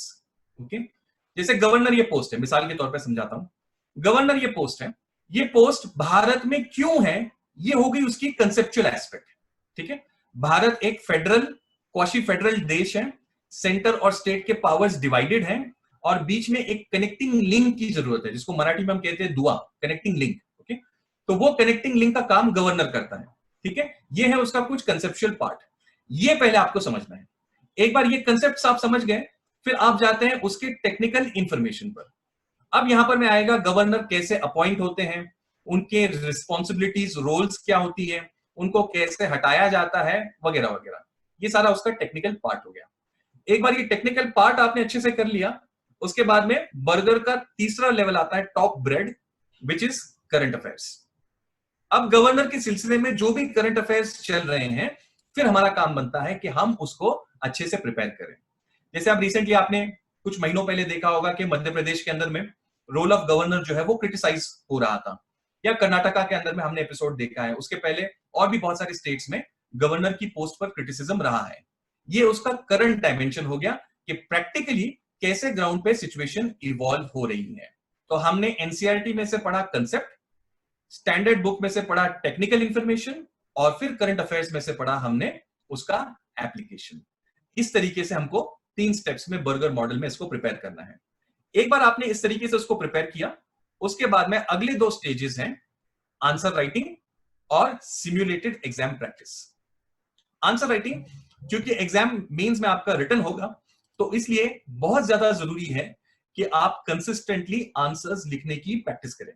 त्याचा सराव हा सातत्याने आपण केला पाहिजे। ठीक है, एक बार आपको आंसर राइटिंग पे कॉन्फिडेंस आ गया तो फिर आप टेस्ट, फुल टेस्ट वक्त टाइम लगा करके आप लिख सकते हैं। ठीक है, it is very very critical because you have to solve the entire paper in 3 hours time and that takes a lot of practice. और इसके लिए एग्जाम सिम्युलेटेड प्रैक्टिस कंसिस्टेंटली करना ये बहुत इंपॉर्टेंट है। तो ये है हमारे स्टेजेस जिसके अंदर में हम इसको प्रिपेयर करते हुए आगे सिलेबस को जा सकते हैं। अब मैं आपको 7 स्टेप एक गाइडलाइन बताता हूं कि किस तरीके से आप यूपीएससी की किसी भी टेक्स्ट को आप डील कर सकते हैं।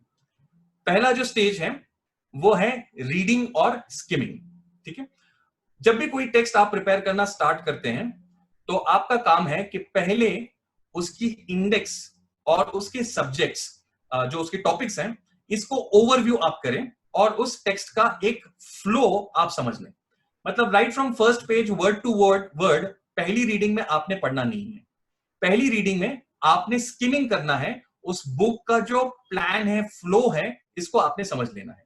ठीक है, एक बार आपको वो कॉन्फिडेंस आ गया कि यहाँ पुस्तकाचा पट काय आहे नेमका, इस पूरे किताब का प्लॉट क्या है, ये आपको समझ में आ गया, तो फिर आप सेकेंड रीडिंग पर आते हैं, which will be detailed word to word reading. जब आप वर्ड टू वर्ड रीड करते हैं तो फिर आपका काम है कि आप कीवर्ड्स को अंडरलाइन करें, जो इंपॉर्टेंट पॉइंट्स हैं उनको हाईलाइट करें, और इस तरीके से उस टेक्स्ट के अंदर में चैप्टर दर चैप्टर आप आगे बढ़ सकते हैं। तीसरा और आखिरी स्टेज है making side notes and page notes. एक बार आपकी ये अंडरलाइनिंग और हाईलाइटिंग की प्रोसेस हो गई, उसके बाद में हर एक पैराग्राफ में, टेक्स्ट बुक में, या हर एक पॉइंट में एक सेंट्रल कीवर्ड होता है। ठीक है, उस कीवर्ड को उस पैराग्राफ या पॉइंट में एक्सप्लेन किया होता है। तो हम क्या करेंगे कि किताब के साइड में जो कॉलम में स्पेस अवेलेबल होती है, वहां पर में उस कीवर्ड को हम लिख देंगे कि इस पैराग्राफ की ये सेंट्रल आइडिया है, so on and so fourth. और फिर वैसे ही पेज के ऊपर में इस पेज का ये सेंट्रल एस्पेक्ट है, ये हम लिख लेंगे। ये हम क्यों कर रहे हैं? क्योंकि आपको बहुत सारे किताबें, मल्टीपल बुक्स आपको रीड करनी होगी, और बाद में रिवीजन के लिए ये चीजें बहुत हैंडी हो जाती है। तो इसलिए साइड नोट्स और पेज नोट्स, इनको हम थर्ड रीडिंग में बनाएंगे। एक बार आपने ये थर्ड रीडिंग में बना लिया, इसके बाद में next thing is preparing mind maps and micro notes. अब इन सारी चीजों को इकट्ठा करके, जोड़ करके, एक एक चैप्टर, एक एक यूनिट का आपने एक फ्लो चार्ट या माइंड मैप बनाना है। मैं एक मिसाल के तौर पे आपको अगली स्लाइड पे बताऊंगा, एक ऐसा डायग्राम जिसमें वो सारी कनेक्टिविटी हर एक चैप्टर की एक्सप्लेन होगी, that is called as a mind map. ठीक है, तो ये हो गया आपका बेसिक थियोरेटिकल प्रिपरेशन। ये आपने कंप्लीट कर लिया। इसके बाद में 3 स्टेप्स आपने करना है। First and very important is contemplation.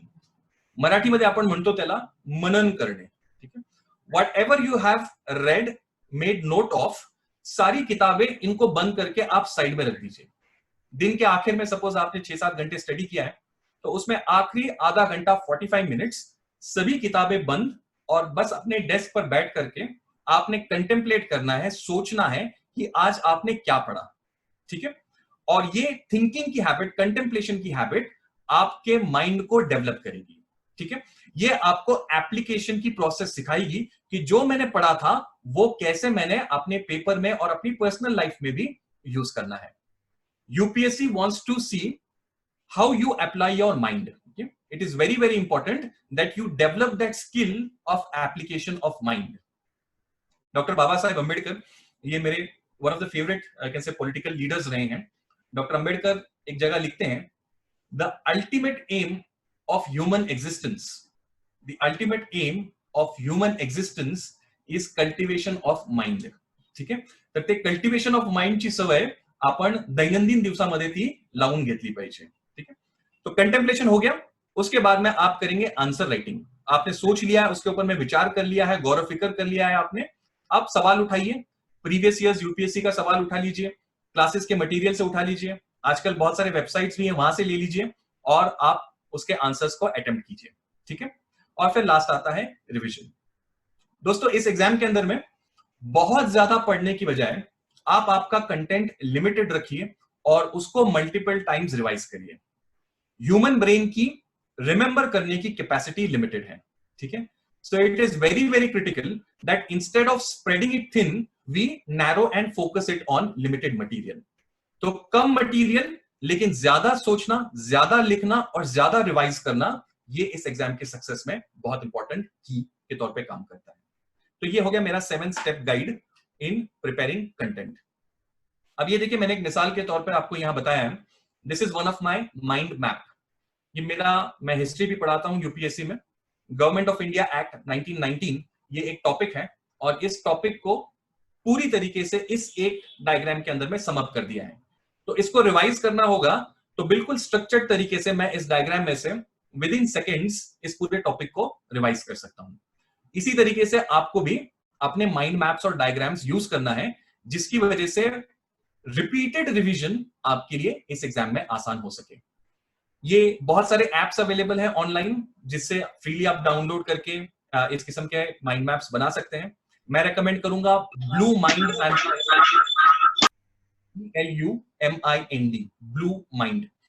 You can use that particular app, it's free, और ऐसे माइंड मैप्स और इससे भी अच्छे आप बना सकते हैं। ठीक है, अब मैं थोड़ा सा ब्रीफली आपको टेक्स्ट बुक्स आपने कौन सी पढ़नी है इसका भी एक ओवरव्यू देते चलता हूं।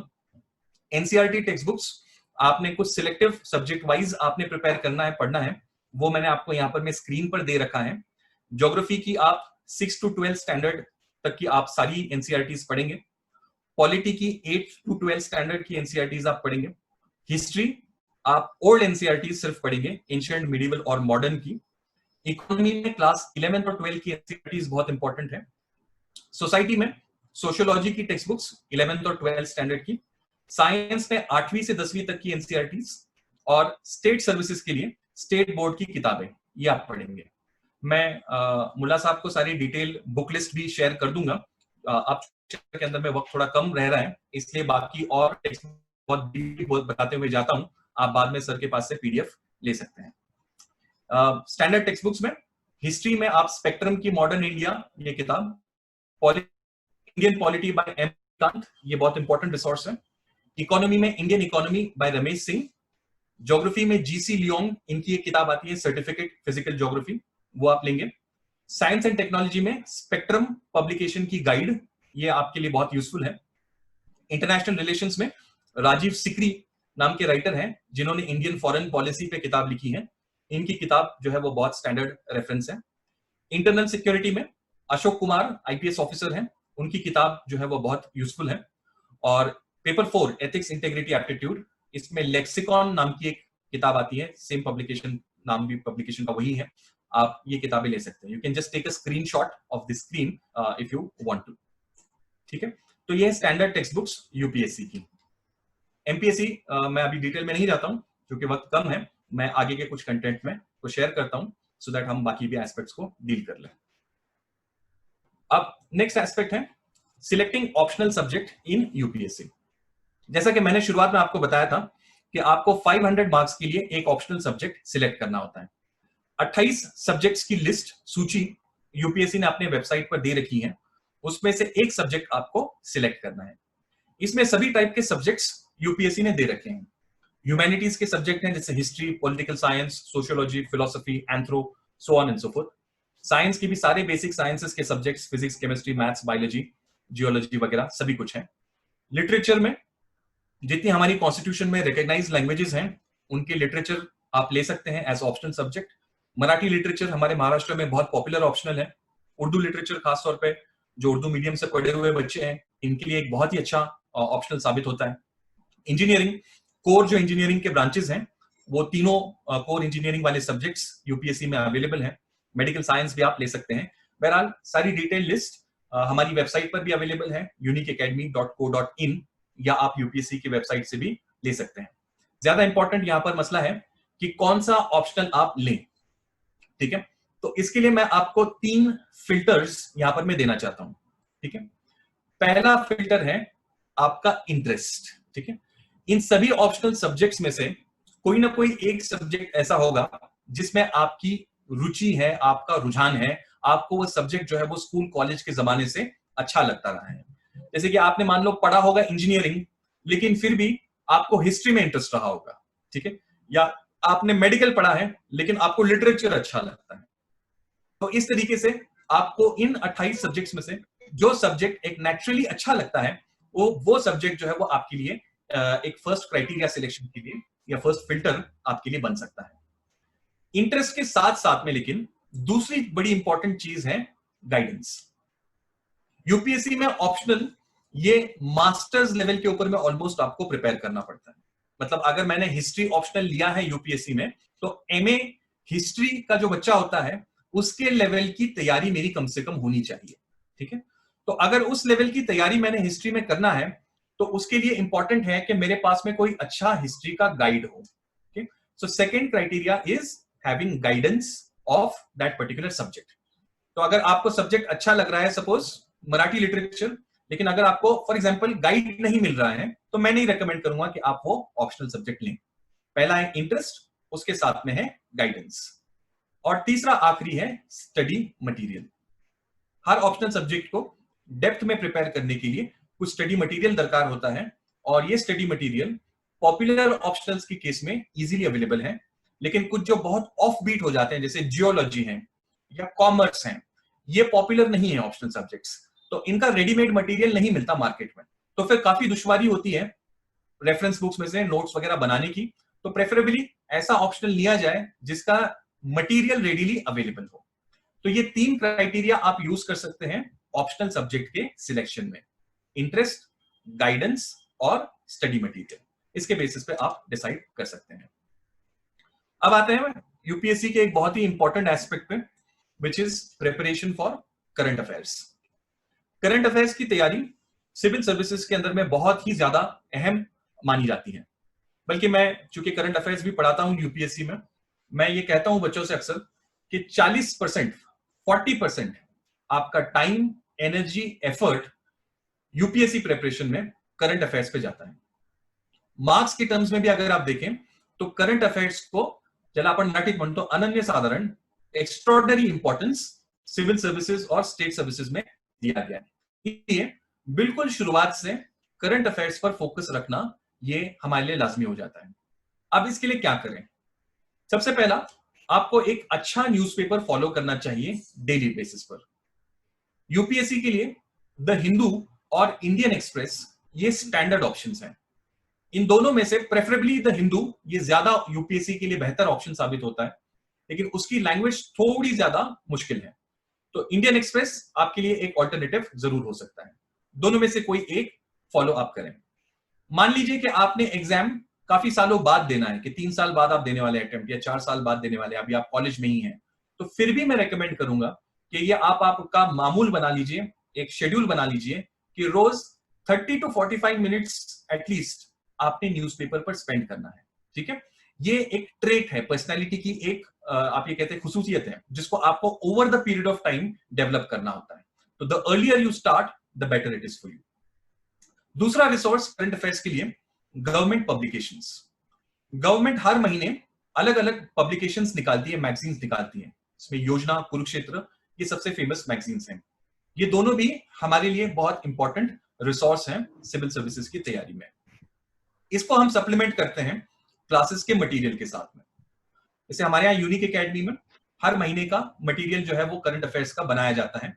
वैसे और भी दीगर बहुत सारे ऑप्शंस हैं, आप चाहे जो आपको ऑप्शन अच्छा लगे हर महीने का, लेकिन आप कंसिस्टेंटली ये करंट अफेयर्स का मटेरियल इन सोर्सेस के अलावा आपने फॉलो करना है। ठीक है, इसके अलावा डिबेट शोज जो टीवी चैनल्स पर होते हैं, ये हमारे लिए बहुत कारगर रिसोर्स साबित होते हैं। अब डिबेट शोज में अर्नब गोस्वामी वाले शोज नहीं देखना है आपने। ठीक है, हम स्टैंडर्ड और अच्छी क्वालिटी की डिबेट चाहते हैं, अच्छे पर्सपेक्टिव्स चाहते हैं, और इसके लिए राज्यसभा टीवी एक अच्छा रिसोर्स है। बिग पिक्चर, देश देशांतर, अर्थनीति, ऐसे बहुत अच्छे प्रोग्राम्स राज्यसभा टीवी पर रोज या हफ्तावार चलते रहते हैं।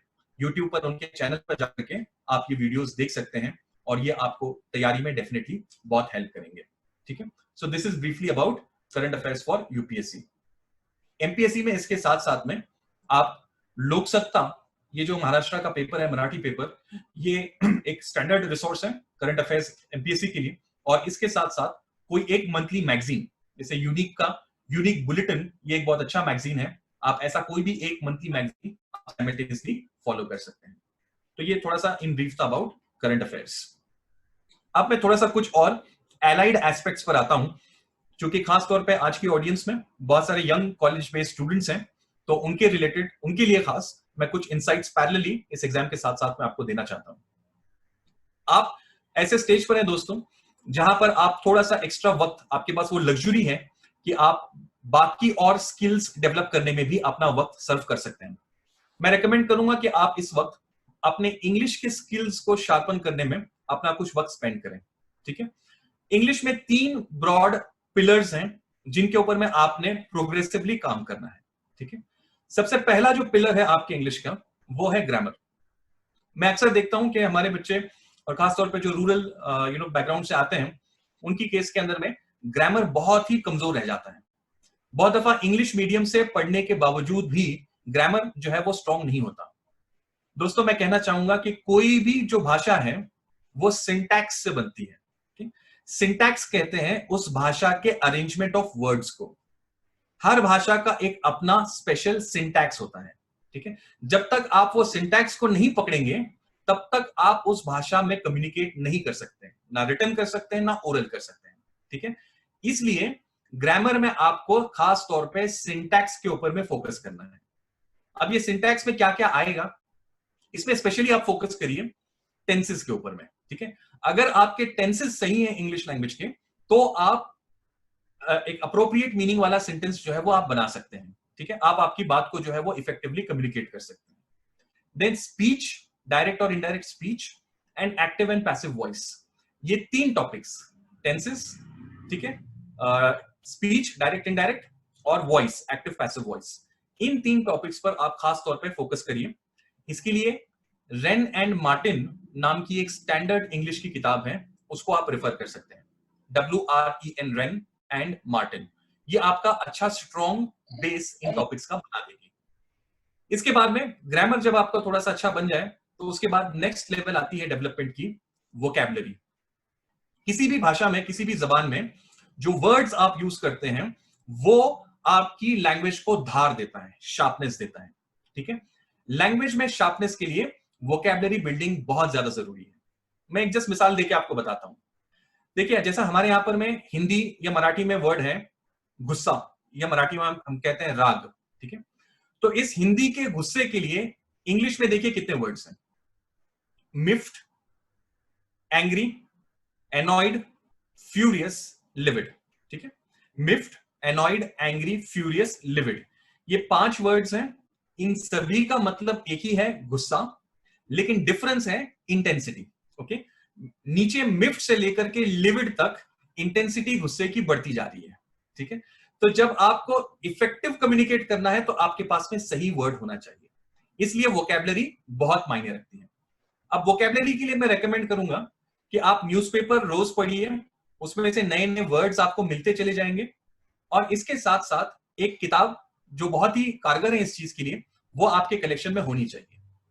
इस किताब का नाम है Norman Lewis, word power made easy. मैं नाम दोहराता हूं, Norman Lewis, word power made easy. ये ऑनलाइन भी अवेलेबल है किताब, बाकी दुकानों में भी आसानी से मिल जाती है। ये हर एक बच्चे की पर्सनल कलेक्शन में ये किताब होनी ही चाहिए। ठीक है, अब ग्रामर और वोकैबुलरी के बाद में अगला स्टेज आता है आपका फ्लुएंसी का। ठीक है, जितना ज्यादा अच्छा क्वालिटी इंग्लिश सुनेंगे और जितने ज्यादा आप दोस्तों के साथ में इंग्लिश में कम्युनिकेट करेंगे, वैसे धीरे धीरे आपकी फ्लुएंसी और आपका एक्सेंट जो है वो इंप्रूव होता चला जाएगा। और फिर ये सभी चीजें जो है वो आपको इनडायरेक्टली आपके करियर में, इवन सिविल सर्विसेज में आपको हेल्प करेगी।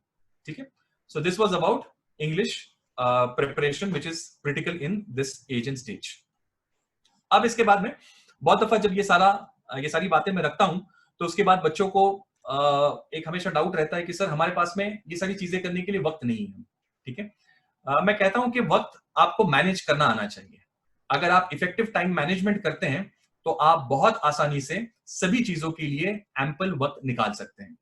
और इसके लिए मैं आपको 10 प्रिंसिपल्स ऑफ टाइम मैनेजमेंट आपको सजेस्ट करना चाहता हूं।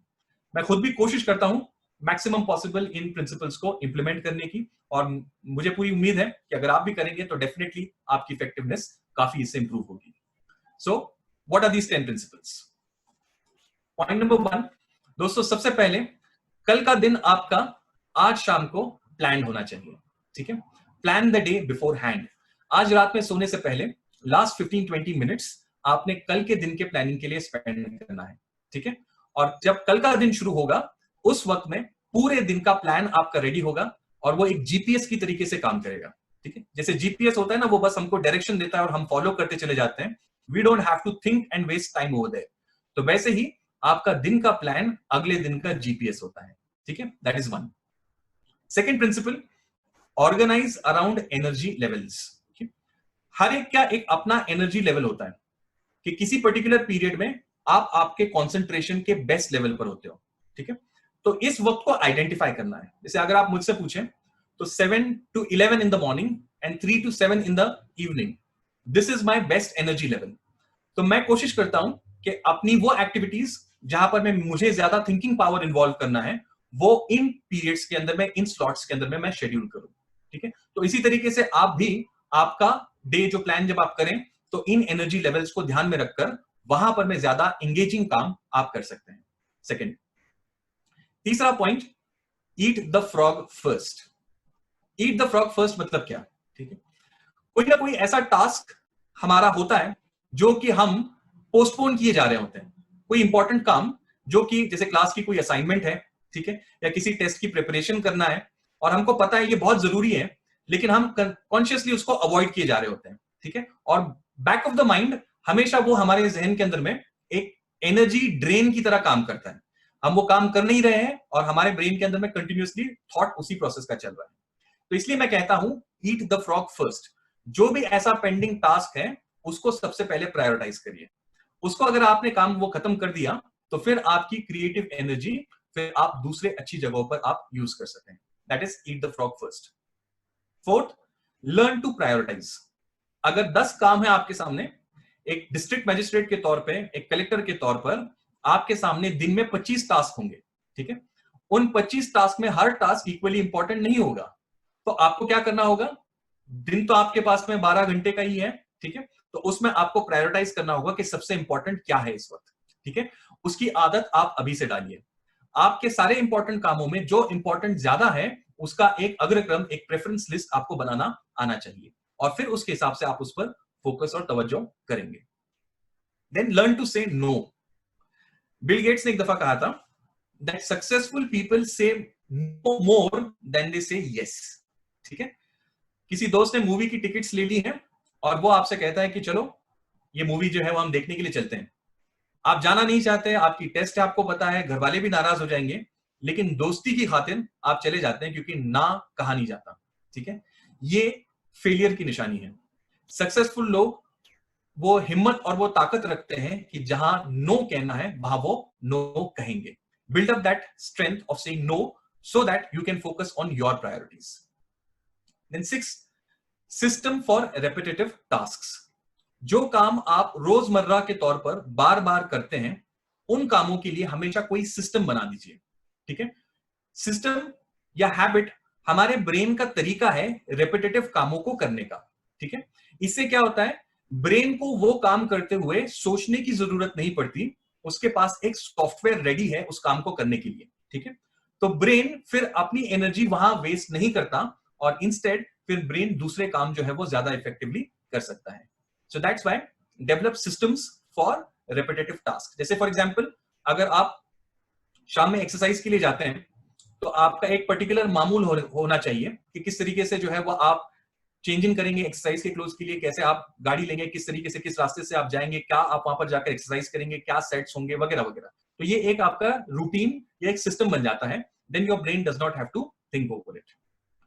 Then 7th point is block the hour. एक बड़ी अच्छी किताब है, हर एक नौजवान को ये पढ़नी चाहिए, win the hour win the day.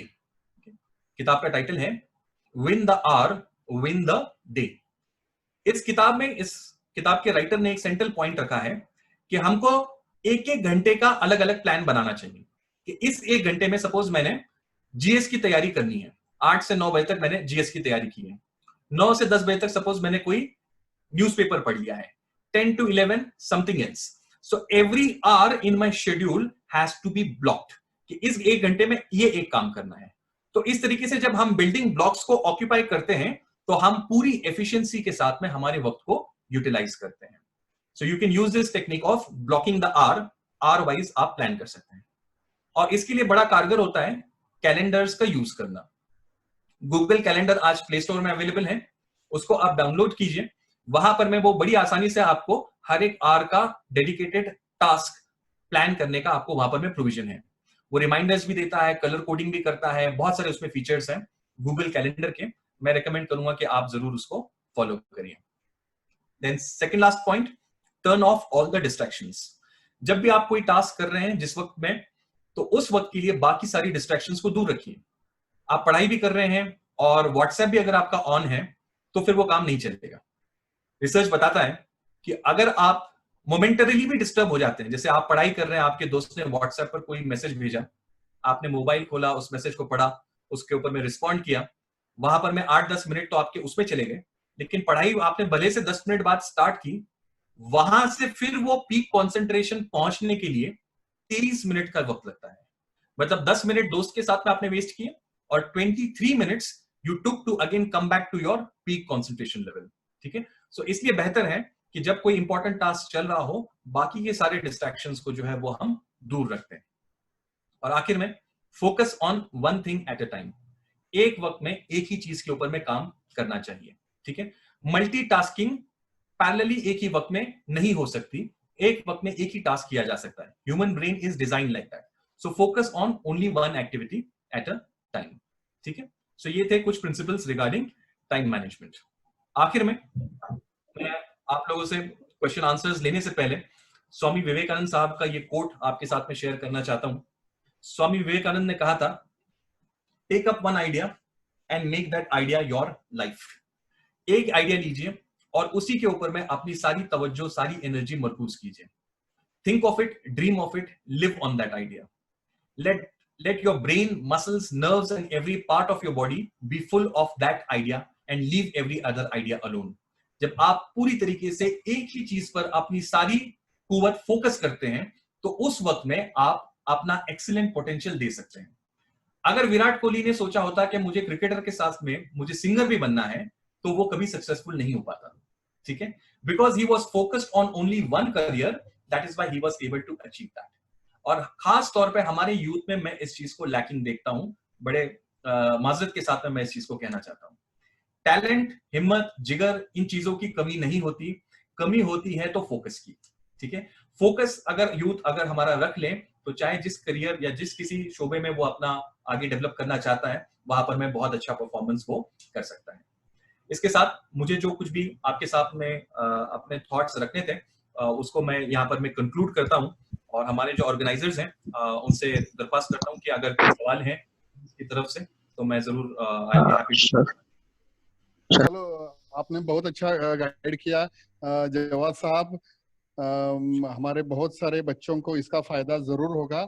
हम क्वेश्चन आंसर लेंगे, बहुत कम वक्त है। तो जेनिफर पूछ रहे हैं, please suggest books and other material for UPSC essay writing. ऐसे राइटिंग के लिए बुक्स बोलिए। यस, जेनिफर, ऐसे राइटिंग के लिए स्पेशली ऐसा कोई अलग से बुक रेफर करने की जरूरत नहीं होती। जब आप जनरल स्टडीज की तैयारी अच्छे से करते हो, करंट अफेयर्स को आप अच्छे से फॉलो करते हो, तो उसी के साथ में आपकी ऐसे राइटिंग की भी पैरेलली तैयारी होती रहती है। ठीक है, ऐसे क्या है, it is a collection of thoughts on a particular topic. ठीक है, मराठी में कहते हैं निबंध, नी प्लस बंध म्हणजे बांधलेले विचार इज निबंध। ठीक है, अब ये विचार आप डेवलप कहां से करते हो?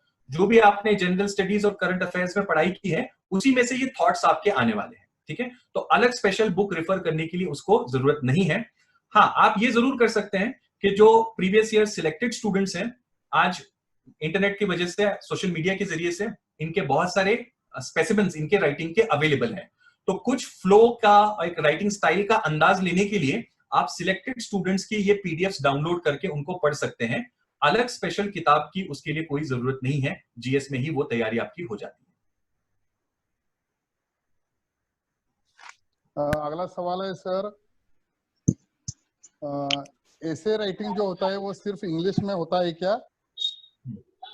अच्छा, लैंग्वेज जैसे मैंने आपको बताया था कि इस एग्जाम के अंदर रिकॉग्नाइज जितने लैंग्वेजेस हैं, उसमें से कोई भी एक लैंग्वेज आप एज मीडियम ले सकते हैं। तो अगर आपने इंग्लिश मीडियम लिया है तो आपको ऐसे इंग्लिश में लिखना होगा, आपने मराठी लिया है तो आप ऐसे मराठी में लिखेंगे। तो जो भी आपका सिलेक्टेड मीडियम है, उसके आधार के ऊपर में आपको वो पेपर सॉल्व करना होगा ऐसे का। ओके सर, वक्त कम है और क्वेश्चन ज्यादा है, आप जरा फास्ट जवाब दीजिए। क्या जॉब करते साथ साथ यूपीएससी का प्रिपरेशन हो सकता है? जॉब के साथ साथ में यूपीएससी का प्रिपरेशन जरूर किया जा सकता है। थोड़ा चैलेंजिंग जरूर होगा, बट उसके अपने एडवांटेजेस भी हैं। जॉब की वजह से आपको एक अलग लेवल की मैच्योरिटी आती है, आपको पता है वक्त कम है तो आप प्रायोरिटाइज करते हो, आप इफेक्टिवली अपने टाइम को यूटिलाइज करते हो, और बहुत सारे कैंडिडेट्स ने इस चीज को किया है। अगर आप ऐसा करना चाह रहे हैं तो मैं डेफिनेटली रिकमेंड करूंगा कि आप करिए, इट इज डेफिनेटली डूएबल।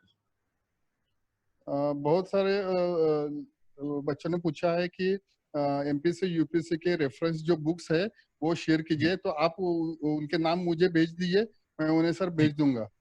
हाँ। जी जी, वक्त कमी होने की आगे का वजह से सवाल है। मैंने हाँ, जी। ठीक है। एग्जाम एमपीसी यूपीएससी एग्जाम देने के लिए हमें कौन सी हॉबी डेवलप करनी चाहिए? अच्छा, अब हॉबी जो है वो ऐसी चीज है जो आपका एरिया ऑफ इंटरेस्ट होता है, और एग्जाम को मद्देनजर रख के हमारा इंटरेस्ट नहीं बनता। इंटरेस्ट आपका जो भी है, आपको जो भी चीज में आपको वक्त स्पेंड करना अच्छा लगता है, आप बिल्कुल उसको एज अ हॉबी डेवलप कीजिए। उसके लिए एग्जाम का के बारे में सोचने की जरूरत नहीं है। What ever is your interest is your hobby, you can follow it, don't worry about the exam. Sir वो ऐसे पूछ रहा है कि न्यूज़पेपर वगैरह ऐसे क्या हॉबीज ऐसे डेवलप करनी चाहिए कि जिसकी वजह से अच्छा, एमपीएससी यूपीएससी थोड़ा ये ओके, होगा। तो देखिए, अगर आप जिसको हम कहते हैं अवांतर वाचन मराठी के अंदर में, अगर आप पैरेलली आप जो है वो रीडिंग का स्कोप अगर आपका बढ़ाते हैं, तो उससे आपको डेफिनेटली बहुत बेनिफिट होगा। अगर आप ओरेटरी वक्तृत्व या इसके अंदर में अपने आप को डेवलप करते हैं, तो उससे भी आपको यूपीएससी में, मेंस में भी, इंटरव्यू के अंदर में भी उसका बेनिफिट होगा। ठीक है। अगर आप कॉलेज लेवल के ऊपर में एनसीसी एनएसएस इन एक्टिविटीज में पार्टिसिपेट करते हैं, तो वहां पर भी आपको एक इंडिया का एक्सपोजर मिलेगा, लीडरशिप क्वालिटीज डेवलप होगी। तो ऐसे एक्स्ट्रा करिकुलर एक्टिविटीज के अंदर में आप पार्टिसिपेट कर सकते हैं, और वो जरूर आपको यूपीएससी में हेल्प करेगा। सर प्रिपरेशन के लिए ऑनलाइन प्रिपरेशन जो बायजूस का है, हाँ, ऐसा कुछ है क्या बायजूस का, वो कैसा है ऐसा पूछ रहे हैं। ऑनलाइन अभी बहुत सारे ऑप्शंस अवेलेबल हैं। ये जो स्पेसिफिक नाम बता रहे हैं बायजूस का, मुझे उसका डिटेल आइडिया नहीं है, इसलिए मैं उस पर कमेंट नहीं कर सकता हूँ, लेकिन फिर भी बहुत सारे ऑप्शंस अवेलेबल हैं। लेकिन सिलेक्ट करते हुए आप इसके बारे में बहुत केयरफुल रहिए कि किसी प्रीवियस ईयर्स टॉपर ने अगर उसको पर्सनली यूज किया है, उसको रेकमेंड किया है, तो ही आप उस मीडियम को जो है वो फॉलो कीजिए, क्योंकि इतना ज्यादा नेट के ऊपर में समंदर अवेलेबल है कि वहां पर में आप डिस्ट्रैक्ट हो सकते हैं, आपका वक्त जाया हो सकता है।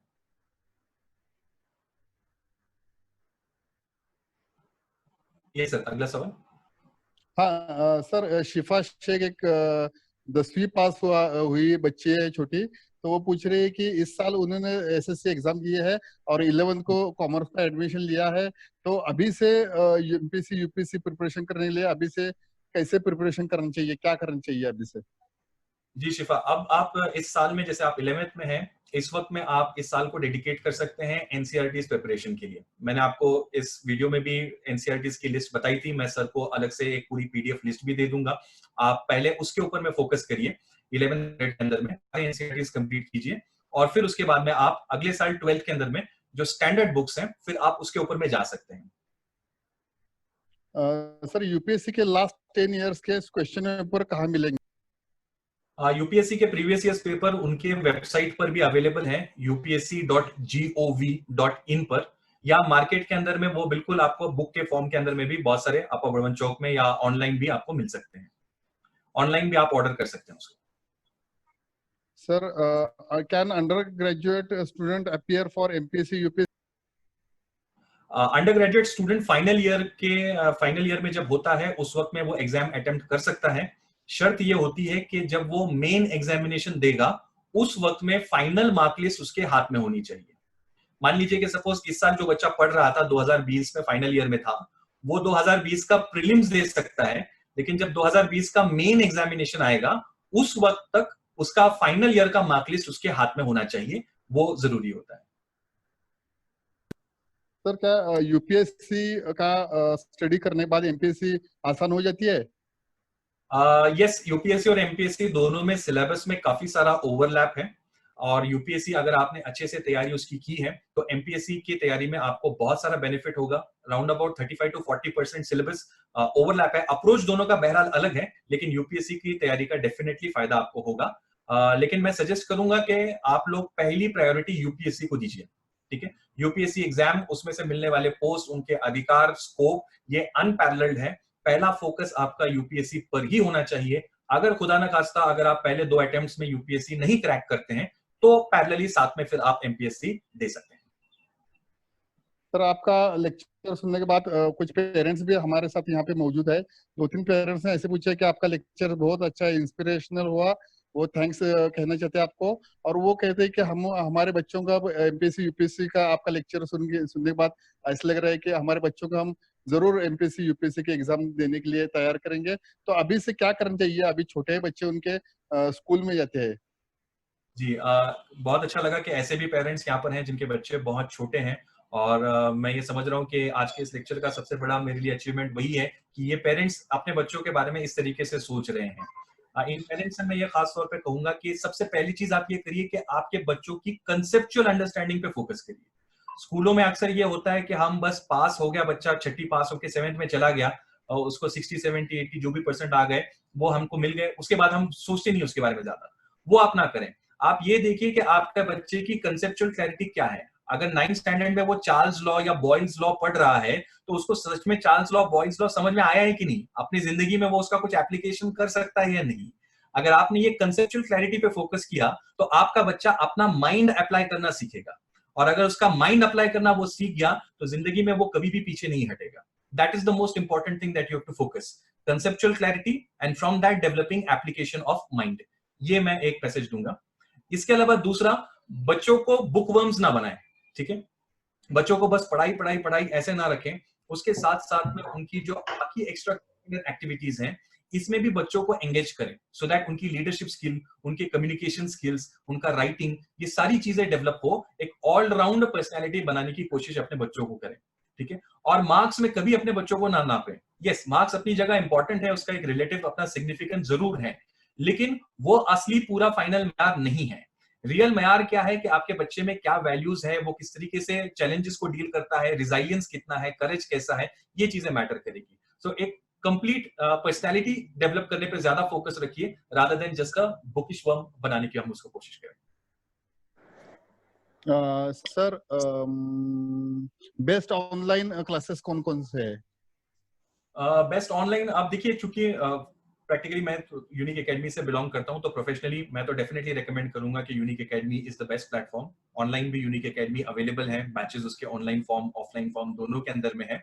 और बाकी चूंकि दूसरों का मैंने जाती तौर पे ऐसा तजुर्बा लिया नहीं है, इस वजह से उनके बारे में पॉजिटिव या नेगेटिव कहना मेरे लिए जो है वो ठीक नहीं रहेगा। मैं जस्ट ये रिकमेंड करूंगा कि यूनिक के अलावा अगर आप कुछ बाकी देखें तो बहुत इंश्योर करिए बाकी किसी ने वहां से बेनिफिट उठाया है, उसका सिलेक्शन हुआ है, अगर वो रेकमेंड करता है तो ही उस केस के अंदर में आप किसी भी और प्लेटफॉर्म के बारे में सोच सकते हैं। सर, अभी इस साल एमपीएससी के एग्जाम होंगे क्या? आवाज ब्रेक हो गई सर आपकी थोड़ी। सर, इस साल एमपीएससी के एग्जाम होंगे क्या? पॉसिबल है क्या एमपीएससी के एग्जाम इस साल होंगे क्या?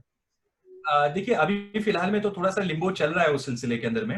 मेरा जाती जो इंक्लिनेशन मुझे जो लग रहा है अंदर से, आप ये इंस्टिंक्ट कह सकते हैं कि इस साल होंगे, बट वो डिले हो जाएंगे काफी ज्यादा। तो इस साल वाले तो डेफिनेटली इसके अंदर में एमपीएससी के होंगे। बहरहाल उसके आगे एक साल भर के लिए शायद, जैसा सरकार ने कहा है कि रिक्रूटमेंट को थोड़ा सा स्लो डाउन करेंगे, वो अगले साल के अंदर में उसका इम्प्लीकेशन आपको दिखेगा। इस साल लेट क्यों ना हो, लेकिन एग्जाम इस साल डेफिनेटली। सर, सबसे अच्छा ऑप्शनल सब्जेक्ट कौन सा होना चाहिए, कौन सा रखना चाहिए ऑप्शनल सब्जेक्ट?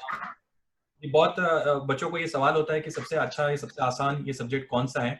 तो मैं बच्चों से यही कहता हूं कि ये बहुत ही रिलेटिव चीज है। ओके, जो चीज मेरे लिए बहुत आसान है वो किसी और के लिए मुश्किल होगी। तो मुझे हिस्ट्री अच्छा लगता है तो मुझे हिस्ट्री ऑप्शनल पसंद है, किसी और के लिए हिस्ट्री वो अच्छा नहीं होगा। ठीक है, तो ये बहुत ही रिलेटिव होता है। इसलिए मैंने आपको 3 जो क्राइटेरियाज दिए थे इसके। सबसे पहला है आपका खुद का इंटरेस्ट, ठीक है, दूसरा है अवेलेबिलिटी ऑफ गाइडेंस, और तीसरा है स्टडी मटेरियल। ये तीनों चीजें जिस ऑप्शनल में आपके लिए फिट बैठती हैं वो ऑप्शनल आपके लिए सबसे अच्छा है।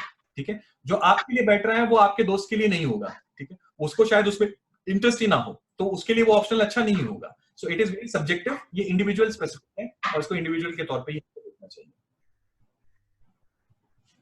Sir, how to correlate subjects with current affairs?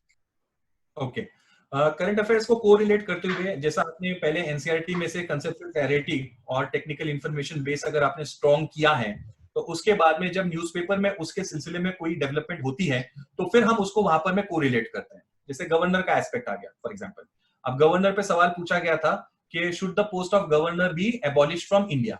ठीक है, अब ये सवाल पूछा है, इसका ओरिजिन क्या है कि गवर्नर रिलेटेड काफी सारी कंट्रोवर्सीज चल रही थी कि गवर्नर ने कॉन्स्टिट्यूशनल नॉर्म्स को ध्यान में ना रखते हुए कुछ फैसले किए, इस सिलसिले में कुछ कंट्रोवर्सीज थी। अब ये हो गया करंट एस्पेक्ट। अब इसमें आप ट्रेडिशनल उसको जोड़ सकते हैं कि पहले तो आप करंट एस्पेक्ट उसका बताइए कि क्या क्या क्या हुआ, और उसके बाद में गवर्नर की पोजीशन की रोल रिस्पॉन्सिबिलिटी वहां पे उस आंसर में ले आइए, तो वो हो गया कोरिलेशन। आपने करंट एस्पेक्ट भी बताया और ट्रेडिशनल एस्पेक्ट भी बताया, इस तरीके से आप दोनों का कोरिलेशन आप कर सकते हैं। सर एमपीएससी का सिलेबस कहाँ मिलेगा सर? एमपीएससी का सिलेबस एमपीएससी के वेबसाइट में अवेलेबल है, बाकी अगर आप जस्ट गूगल भी कर ले तो बहुत सारी वेबसाइट्स पर वो रिसोर्स अवेलेबल है, आप पीडीएफ उसके डाउनलोड कर सकते हैं। मोस्ट स्कोरिंग सब्जेक्ट कौन सा है सर? कौन से सब्जेक्ट में स्कोर ज्यादा हो सकता है? अच्छा, अब देखिए ये वही सवाल घुमा के हैं, जैसा कि मैंने कहा कि वो आप इंडिविजुअल के ऊपर में आ जाता है, आपका इंटरेस्ट, आपने उसमें कितनी मेहनत की है। तो किसी एक ने अगर सपोज एक्स में स्कोर किया है और उस वजह से आप एक्स या ऑप्शनल सब्जेक्ट लेते हैं, तो वो अप्रोप्रिएट नहीं है। आपने आपके शौक और आपकी मेहनत के हिसाब से आपने स्कोर आप उसके अंदर में करते हैं, तो ऐसा कोई एक को ऐसा बोलना कि ये स्कोरिंग है ये नहीं है, ये सही नहीं है। हर एक ऑप्शन में अच्छे नंबर आते हैं, तो आप उसको ऐसे जनरलाइज मत कीजिए। Sir which is the similarities between MPSC and UPSC? Okay, briefly देखिए प्रीलिम्स दोनों की सिमिलर है, ऑब्जेक्टिव सवाल होता है उसके अंदर में, एमसीक्यू बेस्ड पेपर होता है, नेगेटिव मार्किंग है। सिलेबस के अंदर में history, polity, geography, economy, science, environment, इन सब का बेसिक्स जो है वो कॉमन है, तो ये सारी सिमिलरिटीज इनमें है। अब डिफरेंस ज्यादा इंपॉर्टेंट है। डिफरेंस क्या है? एमपीएससी में महाराष्ट्र फोकस ज्यादा है, ठीक है, महाराष्ट्र हैवी उसका सिलेबस है, वन। दूसरा, एमपीएससी थोड़ी फैक्ट ओरिएंटेड ज्यादा है, ओके। यूपीएससी आपकी अंडरस्टैंडिंग देखना चाहती है, और एमपीएससी का थोड़ा सा जो इंक्लिनेशन है वो फैक्ट्स के ऊपर में ज्यादा होता है। ये आपको थोड़ा सा फर्क उनमें दिखता है। बाकी सिलेबस प्रीलिम्स का नेचर सेम है, और सिलेबस के अंदर में भी 30 से 40% जो है वो सिलेबस में भी ओवरलैप आपको दिखता ही है। सर क्या विदाउट कोचिंग एमपीएससी यूपीएससी हो पाएगा? देखिए यस, अगर कोई पूरी जिद और मेहनत के साथ में, पूरे इफेक्टिव इसके साथ में अगर वो करें तो वो कर सकता है, इसमें कोई शक नहीं, बहुत सारे कैंडिडेट्स ने किया है।